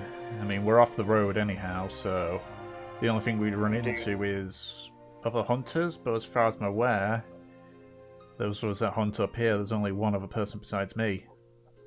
Indeed. the added benefit is with this as well as the cone of protection it grants means that it would be a lot. It takes a lot more effort and a higher number of projectiles to pierce through its veil, and open flames can't be seen through it either. So we are shrouded in darkness to all outside. The fire is not lit, as far as the outside world is concerned. Oh, that's good to know. So it's better than nothing, I'm afraid. Rather this than nothing. Although, one downside is if its power is drawn from my connection to the elements. If I leave its protection, it dissipates. Kind of figured there'd be a caveat to that. So unfortunately, I'm somewhat rooted to this hearth until morning light. Unfortunately. Well, unless we're planning to go anywhere, we should be okay. All right. Well, have you got? Do you think you'll be safe for the night? I see you've been making a little shelter for the kind fellow. No, that's my shelter. Your shelter? Yeah. I don't bring any camping stuff. I learned to build my own shelter. So. But yet so far. But is it distant from like fire? It's about 20 feet away from the fire. Okay, so where's everyone else camped then? Where's everyone else set up their stuff?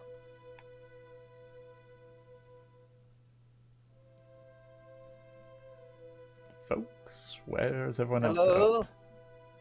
Hello? Where are we? Like where you guys camped up? In relation to like, the fire, in relation where to you the like fire. put like your tent. Oh, and, like, okay. and stuff. Okay. I was confused. I was like, we're here, aren't we? Okay.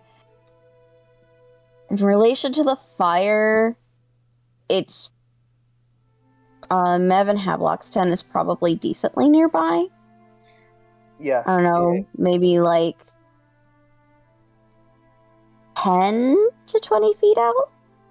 Yes. Okay. Cool. I was checking because I was wondering if like Fur had built her shelter like firmly like a distance away from us. Yeah. Just like, just enough to run across the place. Okay. He goes like, yeah. And so it goes. I mean, are you sure you'll be able to fully feel the fire's warmth?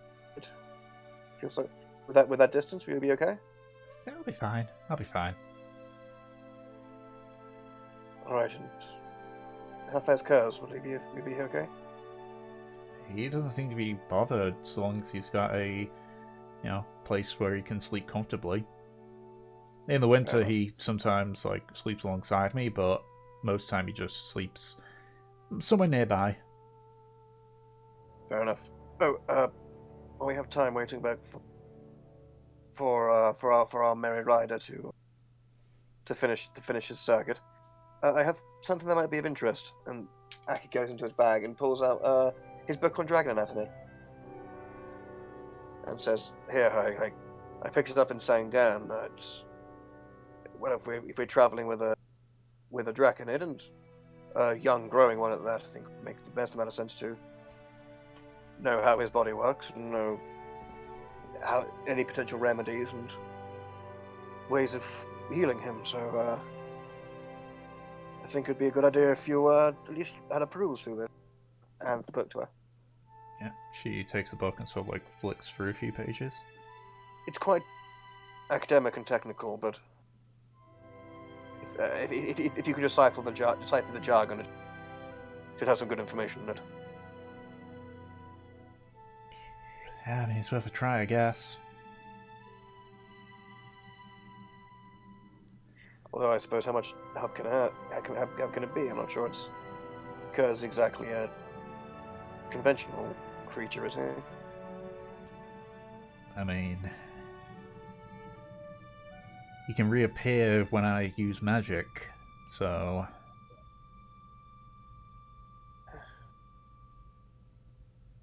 Do you suspect the druids would be able to figure out the relationship between you two?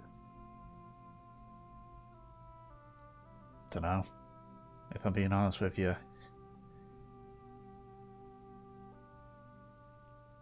I mean, how many people do you know that were bound to a dragon? I certainly ain't heard any. Yeah, truth be told, you are the first I've heard of them, unfortunately.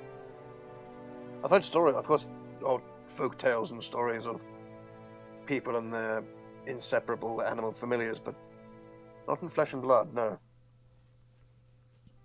Yeah, it's if they can help, great. If they can't, then I'll have to figure out what to do. Whether staying with them or... I don't know. You have to think of the options, you know? Of course. I can only imagine how hard it weighs upon your shoulders.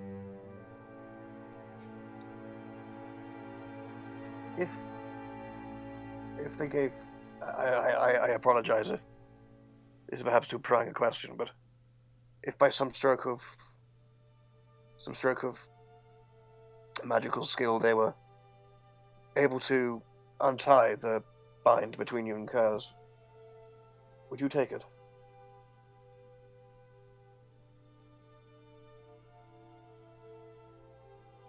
Let's see if that option presents itself before we make assumptions, yeah? Of course, yes. Sorry. Sorry. Yes, of course. Just trying to make conversation. Sorry. I can tell. I'm sure. I'm sure. I'm not exactly. I'm sure, but just by knowing me, I'm not exactly the most skillful, gregarious conversationalist. I've hardly got. You can tell I haven't exactly been schooled in the Bardic arts, can you? Yeah, but you're making it sound like you think that you've just insulted my parents. You didn't. I've got a lot of things to think about, and on if I would take it to sever my connection to Kers or not. I don't know. It's complicated. I don't know if it's because of the soul binding or just because I know that Kers hasn't done anything wrong. You know, when you're around someone for several years, it sort of becomes a bit difficult, even if you did hate them initially. Exactly, it becomes part of life. It becomes just, you know, they call it becoming, you know, part of the woodwork, don't they? Yeah, I mean, my childhood, I obviously always had my sister, and then now, as an adult, I've got my sister, but then I've also got Kers now. It's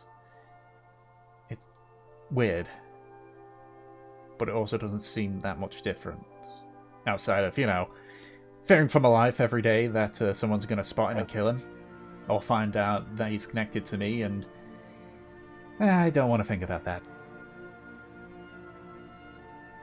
Right.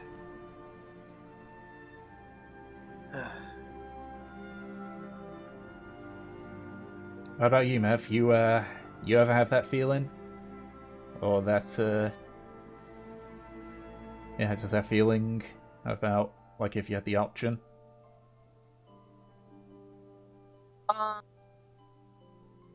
Repeat what she had said before.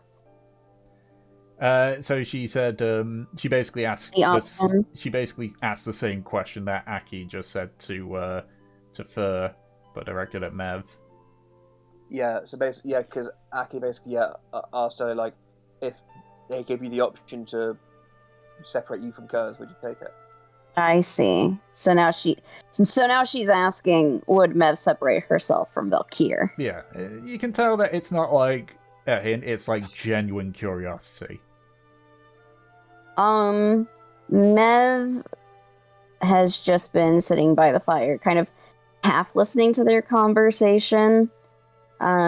She seems to be sharpening her new glaive up. And she pauses as she is addressed and looks to them. Uh, Yeah. well, she sets the glaive down. You don't have to answer that if you don't want to, Beverly. Yeah, no. I'm just curious because, you know, you're the closest I've got to a similarity with this.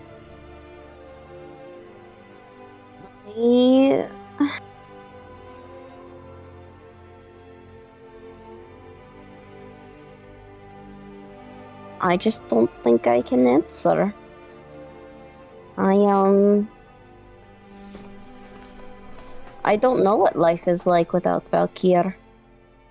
So saying that I would separate myself is basically saying that I would,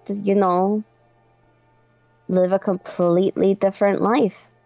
And I don't know if that's much better. So I get you. I don't really have an answer. I guess it's a guess it's a soul-bound problem, huh? Yeah, it's hard to say. Something is a part of you for so long that it's hard to imagine life without it. Yeah. Can't really answer something you don't know anymore. Yeah. Because, I mean, it's like, Aki, you say you're well off, ain't ya? Like, your family's, like... My family, yes. Yeah, so I guess, think of it, I guess, to give an idea of how difficult it is for me, and I guess by Mev, is, you know, if you could be cut off from your family entirely, no help, no connection, or whatever, would you?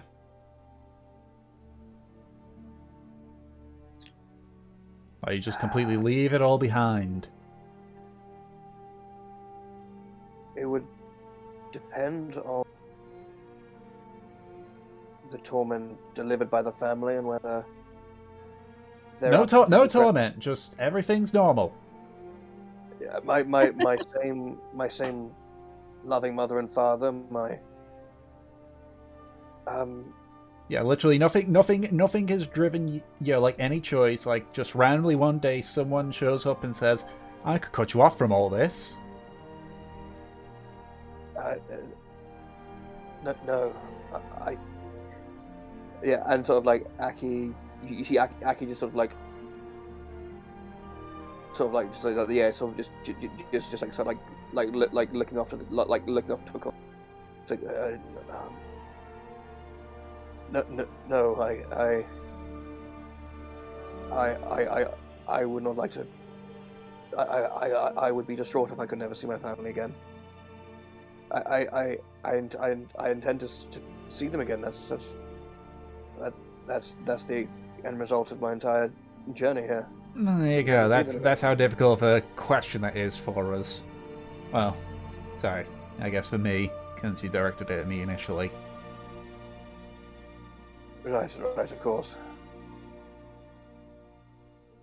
Right, yeah, yes.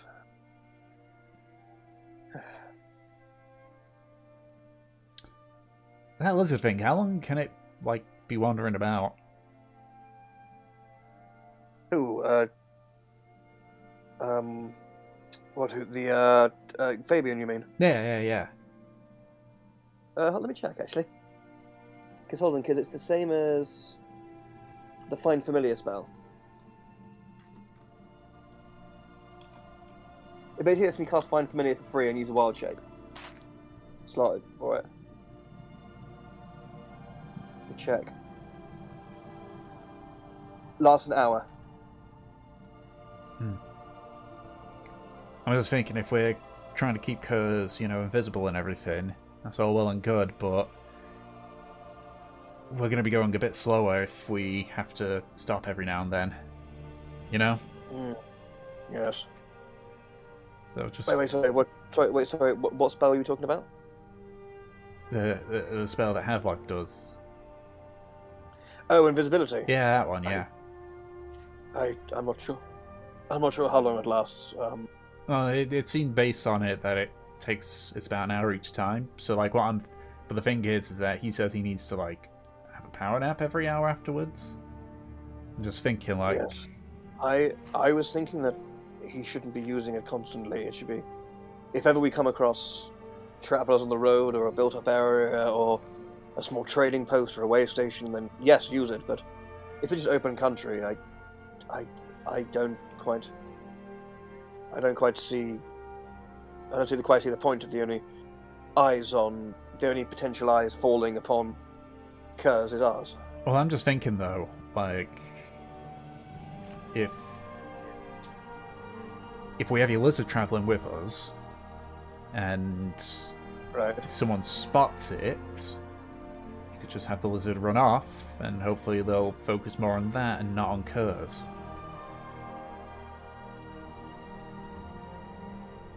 Oh, hold on. It doesn't last an hour. It doesn't last an hour in the wild companion. It's number of hours equal to half your druid level. The familiar exists. So that's 3 hours. Yeah, it lasts for 3 hours. So yeah, so like yes, that's why I told Havelock to get back quickly, because that was my intention was to send Fabian, my giant lizard, back the way we came, and making sure to go within eyeshot of bits of civilization, farm like a farmstead we passed, travel within eyeshot of the road, make it look like that's the green lizard-like creature that's been spotted, not Kers. He'd be better off heading straight east at this point then. All right. Well, I don't know how long we might have, if lucky. If Havelock gets back on his way back now, he might have maybe 2.5 hours left until he returns back to the ether. Worth So, a shot, I guess. If it's one person saying, "Hey, I saw that crazy lizard monster that we've been talking about going this way," then it's people being diverted away from us, I suppose. Yeah. Though we'll definitely have to use the invisibility when we're a bit south of Sangan. We'll be crossing some of the major trading roads. Indeed. Absolutely. Well, it's well, we don't know what awaits us with that situation. It would have to be played, I guess, moment by moment,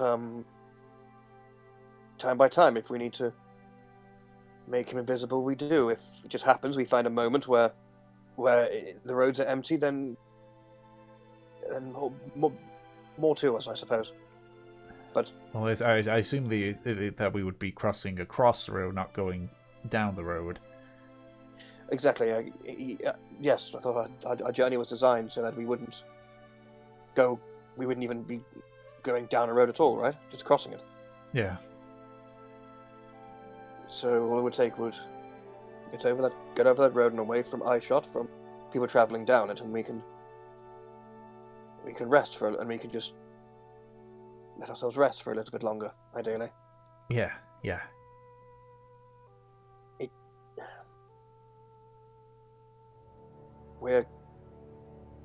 Every step we take along this road, we're getting further and further away from civilization, and further and further away from people who would mean you and cause harm.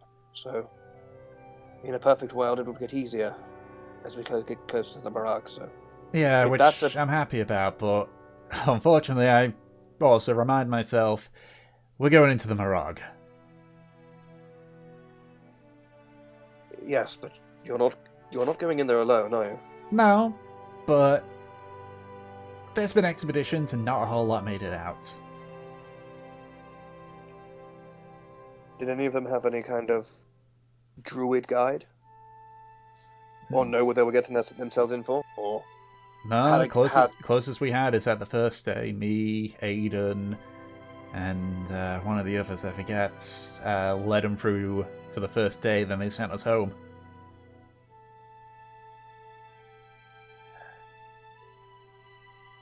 I hope. Well, if you're among the best trackers and seekers that Sangan had at their disposal, I believe we might be in possibly one of the best steads we could be for. Put me a bit high on that pedestal there, buddy. I'm trying to convince my. I'm not. I'm trying to. I'm saying this frankly for my own nerves, not to inflate any egos. To be honest, the more I I mentioned my family. Yeah. Before. The one place I would rather I want to be right now is frankly back home with them, but I can't until I figure out what's going on with me personally. So, and I felt out of my depth and only barely being able to drag my mouth above the water level for months now, and somehow I've limped along and found myself here.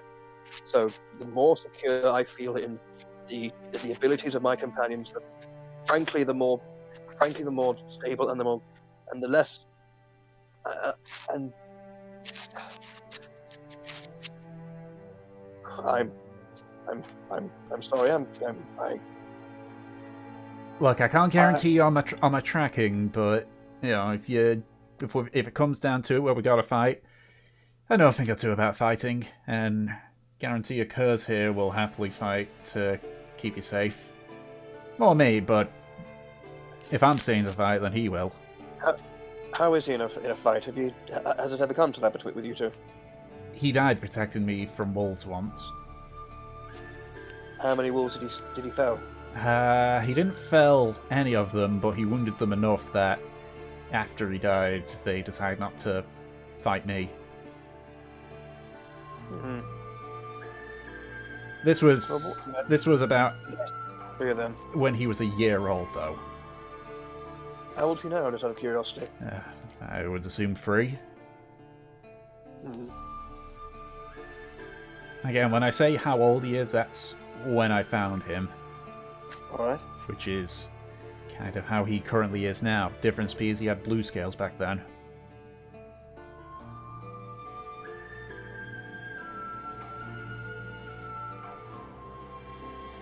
It's a shame we are where we are, since I feel that even with the druid knowledge, there's so much about the nature of him we may just never know. Maybe if he learns to talk, you can tell me. That's one thing I sort of hope for.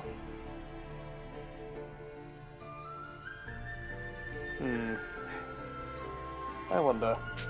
Can I? Is there enough light so where I can read the anatomy book? Yeah. Can I have a little flick through it and just very quick little flick through, maybe like a little read down the index? If there's any mention in that book about like when dragons are able to speak. Sure. So you have a read through about the Dragon Anatomy book. There isn't anything specifically in regards to like when they can speak. It just predominantly like focuses on like essentially weak points in the neck and such. There's a few bits particularly about like where the organs that store like their various forms of magical breath and such. Yeah. It's less of like the society or the like growth of a dragon and more the how to kill one. Yes. This is essentially How to Kill Your Dragon, the book. Yeah. That's grisly. Okay. Yeah. Good. Yeah. Something tells me whoever wrote this wasn't exactly had a kindness of dragons at the heart, but I wouldn't doubt it. So it's the closest I could get to a medical manual for Kers. It's the best I can manage in a place like this, I'm afraid. I'm not knocking it. You tried. It's just so unfortunately, they're more interested in killing dragons than getting to know them.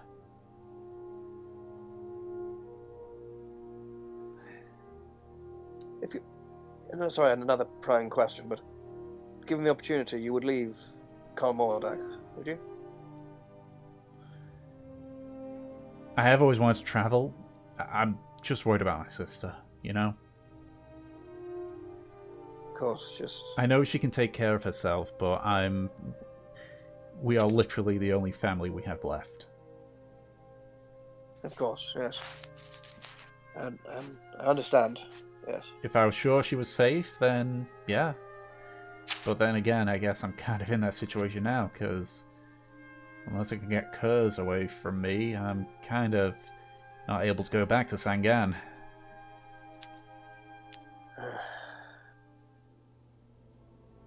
I try not to think about it right now. Of course. You know what, I've just realised I have got a giant lizard running loose with a dear friend of mine clinging desperately to it around its neck. I was about to say, has he gotten lost?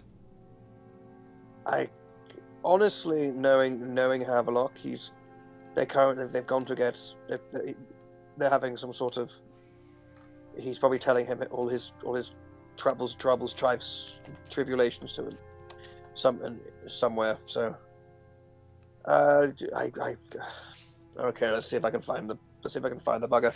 And he sort of picks himself up from where they were talking and sort of walks towards the distance, the direction where Havelock and Fabian strode off into. You want me or Kers can try and find him? If you are willing to take that risk. I mean, Kers is probably more willing to. He's actually faster than me, you know. By a lot.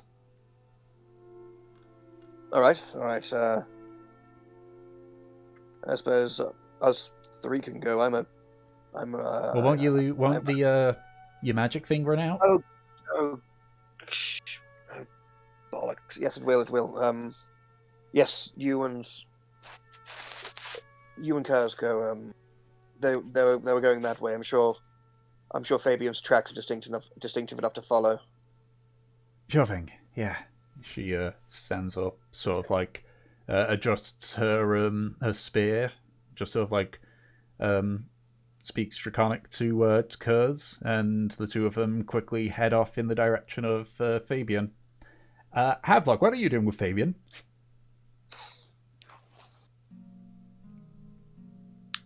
Fucking Fabian. Great name.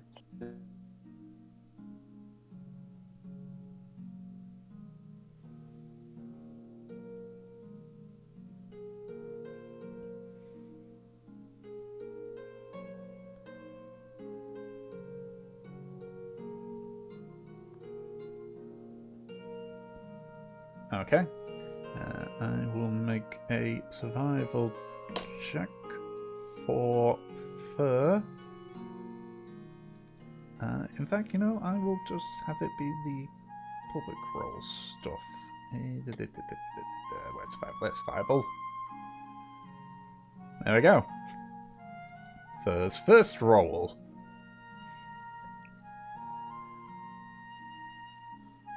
Alright. It takes about 5 or 10 minutes. But eventually, you feel Fabian sort of like stop and sort of like slowly turn.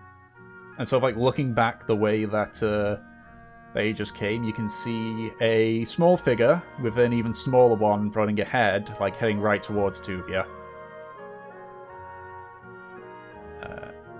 As they approach, you can sort of see in the ever-growing darkness, Kers, who sort of like stops about 10 feet away before Third joins you a little bit later.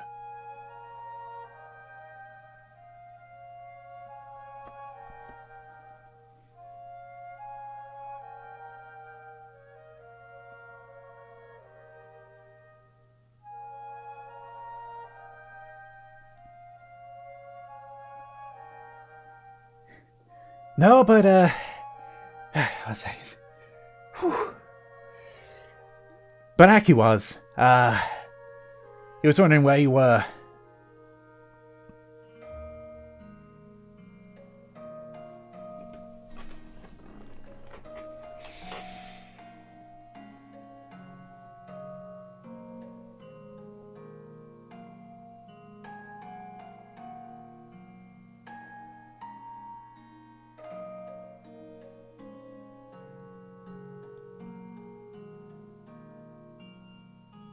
So like slowly looks at Kers, who's just staring intently at Fabian.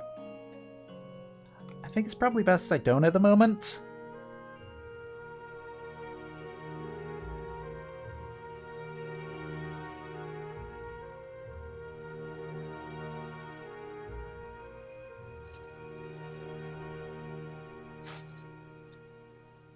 Yeah, probably.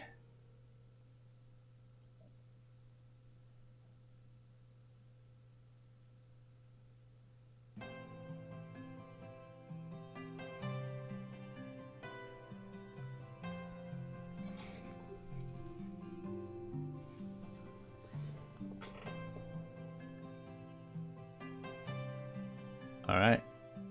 Fabian very quickly returns back the way they came. Fur and Kers following close behind. Until eventually you return back at the camp. Okay. Yeah, so then Aki's standing on the sort of by the edge of his protection sphere. I don't know what to call it. I'm waiting for them to come back.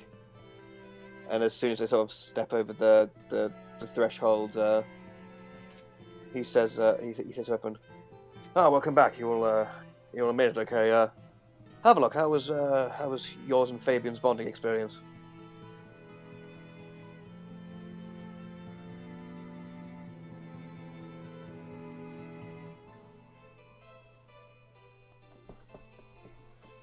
Delightful. Although I'm sorry to have to do this, Havelock, you might have to say, for now, goodbye to dear Fabian. He's serving an important purpose to me now. For all of us.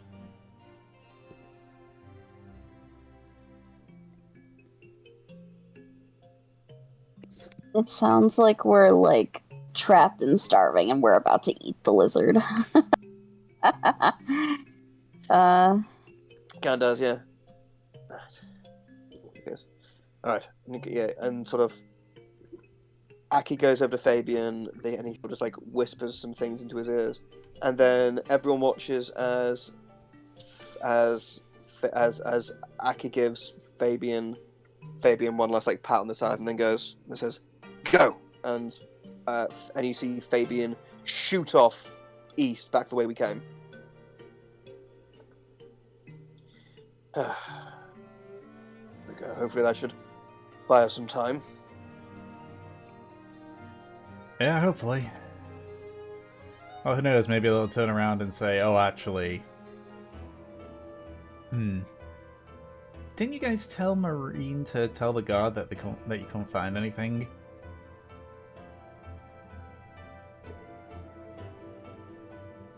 Yes, but That's going to be real interesting if they find a giant lizard running about now.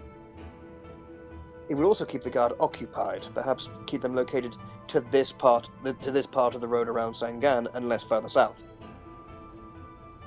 Yeah, hopefully. Well, I guess... besides, what if they find Marine unconvincing, I don't know. It's another contingency to hopefully throw some smoke over us. Maybe. I guess we'll find out. Well, Havelock, to someone who may have never seen a dragon outside of reproductions at Foundation Day events, a dragon and a lizard could look quite similar. Especially one of Fabian's size.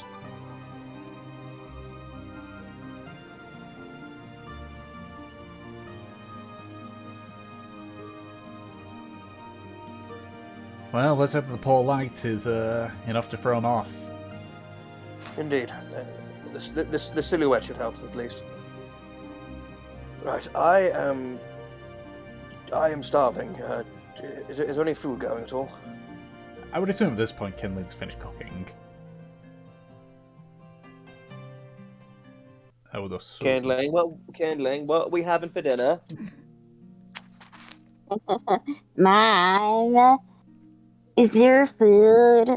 Can we have What turkey? you making? Can we have turkey dinosaurs? Can we have chicken have- nuggies? Can we have potato waffles? Or the Potato little, waffle. or the little smiley potatoes.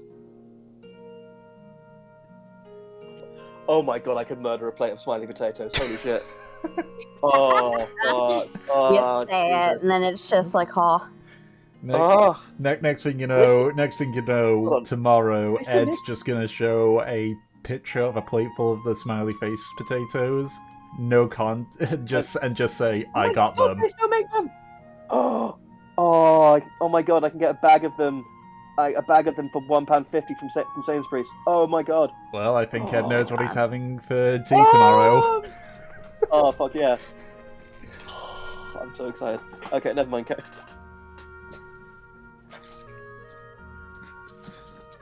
Okay, so it's just some tastier rations.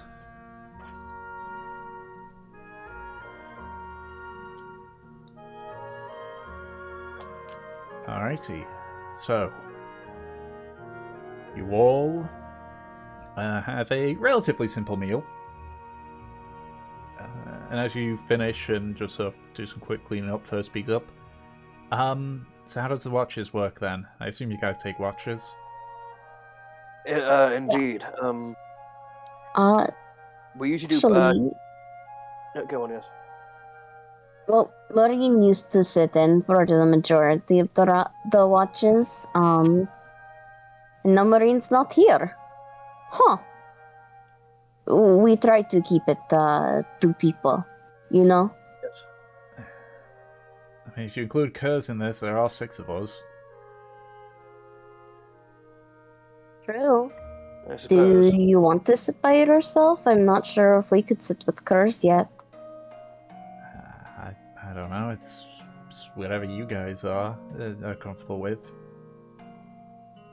Mev thinks about it. Well, Aki usually goes first, then I go Indeed. second, and then Kindling. And then, Havelock decides whenever he's going to get his butt up. She makes a face at Havelock. Why don't you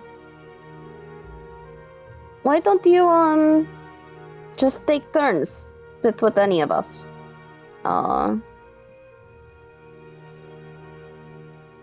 Can help Kers get adjusted 1 person at a time, and you wouldn't be entirely by yourself. Okay. Yeah. So, like, I pick one and I have Kers pick another. You would both be on the same watch Ah, right. together. Yes. Okay. I don't think we should leave him without you right now. Right. Indeed. I tell you, I'll take first watch then. Alright, you'll be with Aki then. Havelock, you're going to be with me tonight. Kindling will be fine for the morning. It gets pretty bright. Right, Kindling?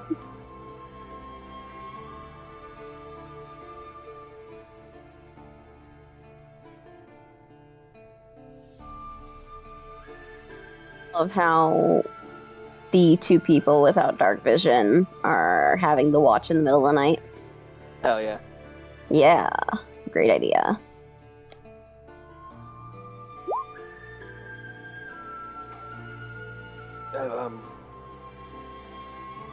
First met Dawes, hasn't she? Yeah, briefly. Okay, good. It's just certain people can be a tad alarmed that we do tend to travel with a denizen of the 9 hells. Yeah, I mean, it's, I would say it's weird, but it just beckons towards Kers. Yeah. Well, I believe we were all our own unique form of strangeness in this group. Oh yeah, I think we're all weird. It's nice. It's nice to be among weirdos. Your own kind, in a way. Right. Well then, I guess everyone's to bed, I suppose, except dear me and I suppose. Right.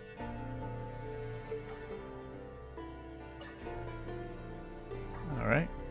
So go ahead and make the perception check. Fur is giving you advantage because why the fuck would she even try to compete with you on that? Here you go. Here you go, Fern. She hands her a cup of tea and says, "Good, just keeping your mind sharp as the night goes on." Okay, I've hunted in the wilderness for quite a few years. I know how to keep my wits about me. 20 and D4 Plus 22 plus 5, 5 27. 27. Do I see through time? No, you don't. But you can see very clearly what's going on around you. I almost feel like the bubble has almost like a magnifying effect when looking out. Almost, yeah. There is one point though where Fur's like, "Hey, one second, let me try something here." And just taps you on the back and is going to cast Dark Vision. And I'm gonna say with that, since it gives 60. Be greater dark vision. That's what I was thinking there, because like it says it gives Dark Vision, but it never says it can't be casted on anybody who already has Dark Vision. I always thought that was kind of a bit of a house rule that if you cast dark vision on someone with innate dark vision, that it becomes greater. Yeah, I would say that, unless anyone's got an issue with it, which I doubt they do because it's very specific. Yeah. Yeah. Okay, yeah. So, you just watch as like the darkness seems to get pushed back even more, so you can see a little bit more clearer. Yes. And yeah, Aki kind of goes, "I assume you just did that, did you, Fur?" Yeah, that's what I did to Crispy when we were making our way back.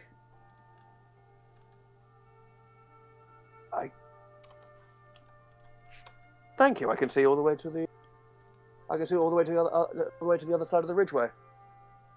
Oh, that's good. Might be able to see any roving wolves run over. Can I see any roving wolves? Nope. Well, it's perfectly serene out there. You wind going through the trees, a few animals nesting down for the night. Nothing out of the unusual or worth considering. Yeah, I mean, I don't know, a few tricks here and there. None which are really good in a fight, though. May I be honest? I'm somewhat useless in combat as well, I'm afraid. Most of my training was just in living more with a harmony with living. Hold on. Is there someone new? Yes, it's Haishi. Hello, Haishi. We're nearly at the end of the session, so... Hey, Haishi. Good morning. We'll just work on wrapping this up. Yes. Yeah, it goes. So I, frankly, using my skills for offensive means is something I've had to very quickly learn while I've been here. You know, I was able to transmogrify water out of thin air, so had to adapt that into making into a crashing wall that could knock individuals off their feet and bludgeon them into the ground. That sort of thing. Show off. But, hey, I'm sorry. You talking about all this magic stuff that you can do, and best I can do is, I don't know, give people You're more magic too. Yeah, but like mine's limited to like dark vision or changing my eyes, and that's about it. That's still incredibly useful. And besides, you have Kers here. I wish I had my own draconic companion to look after me. And besides, it's never mind.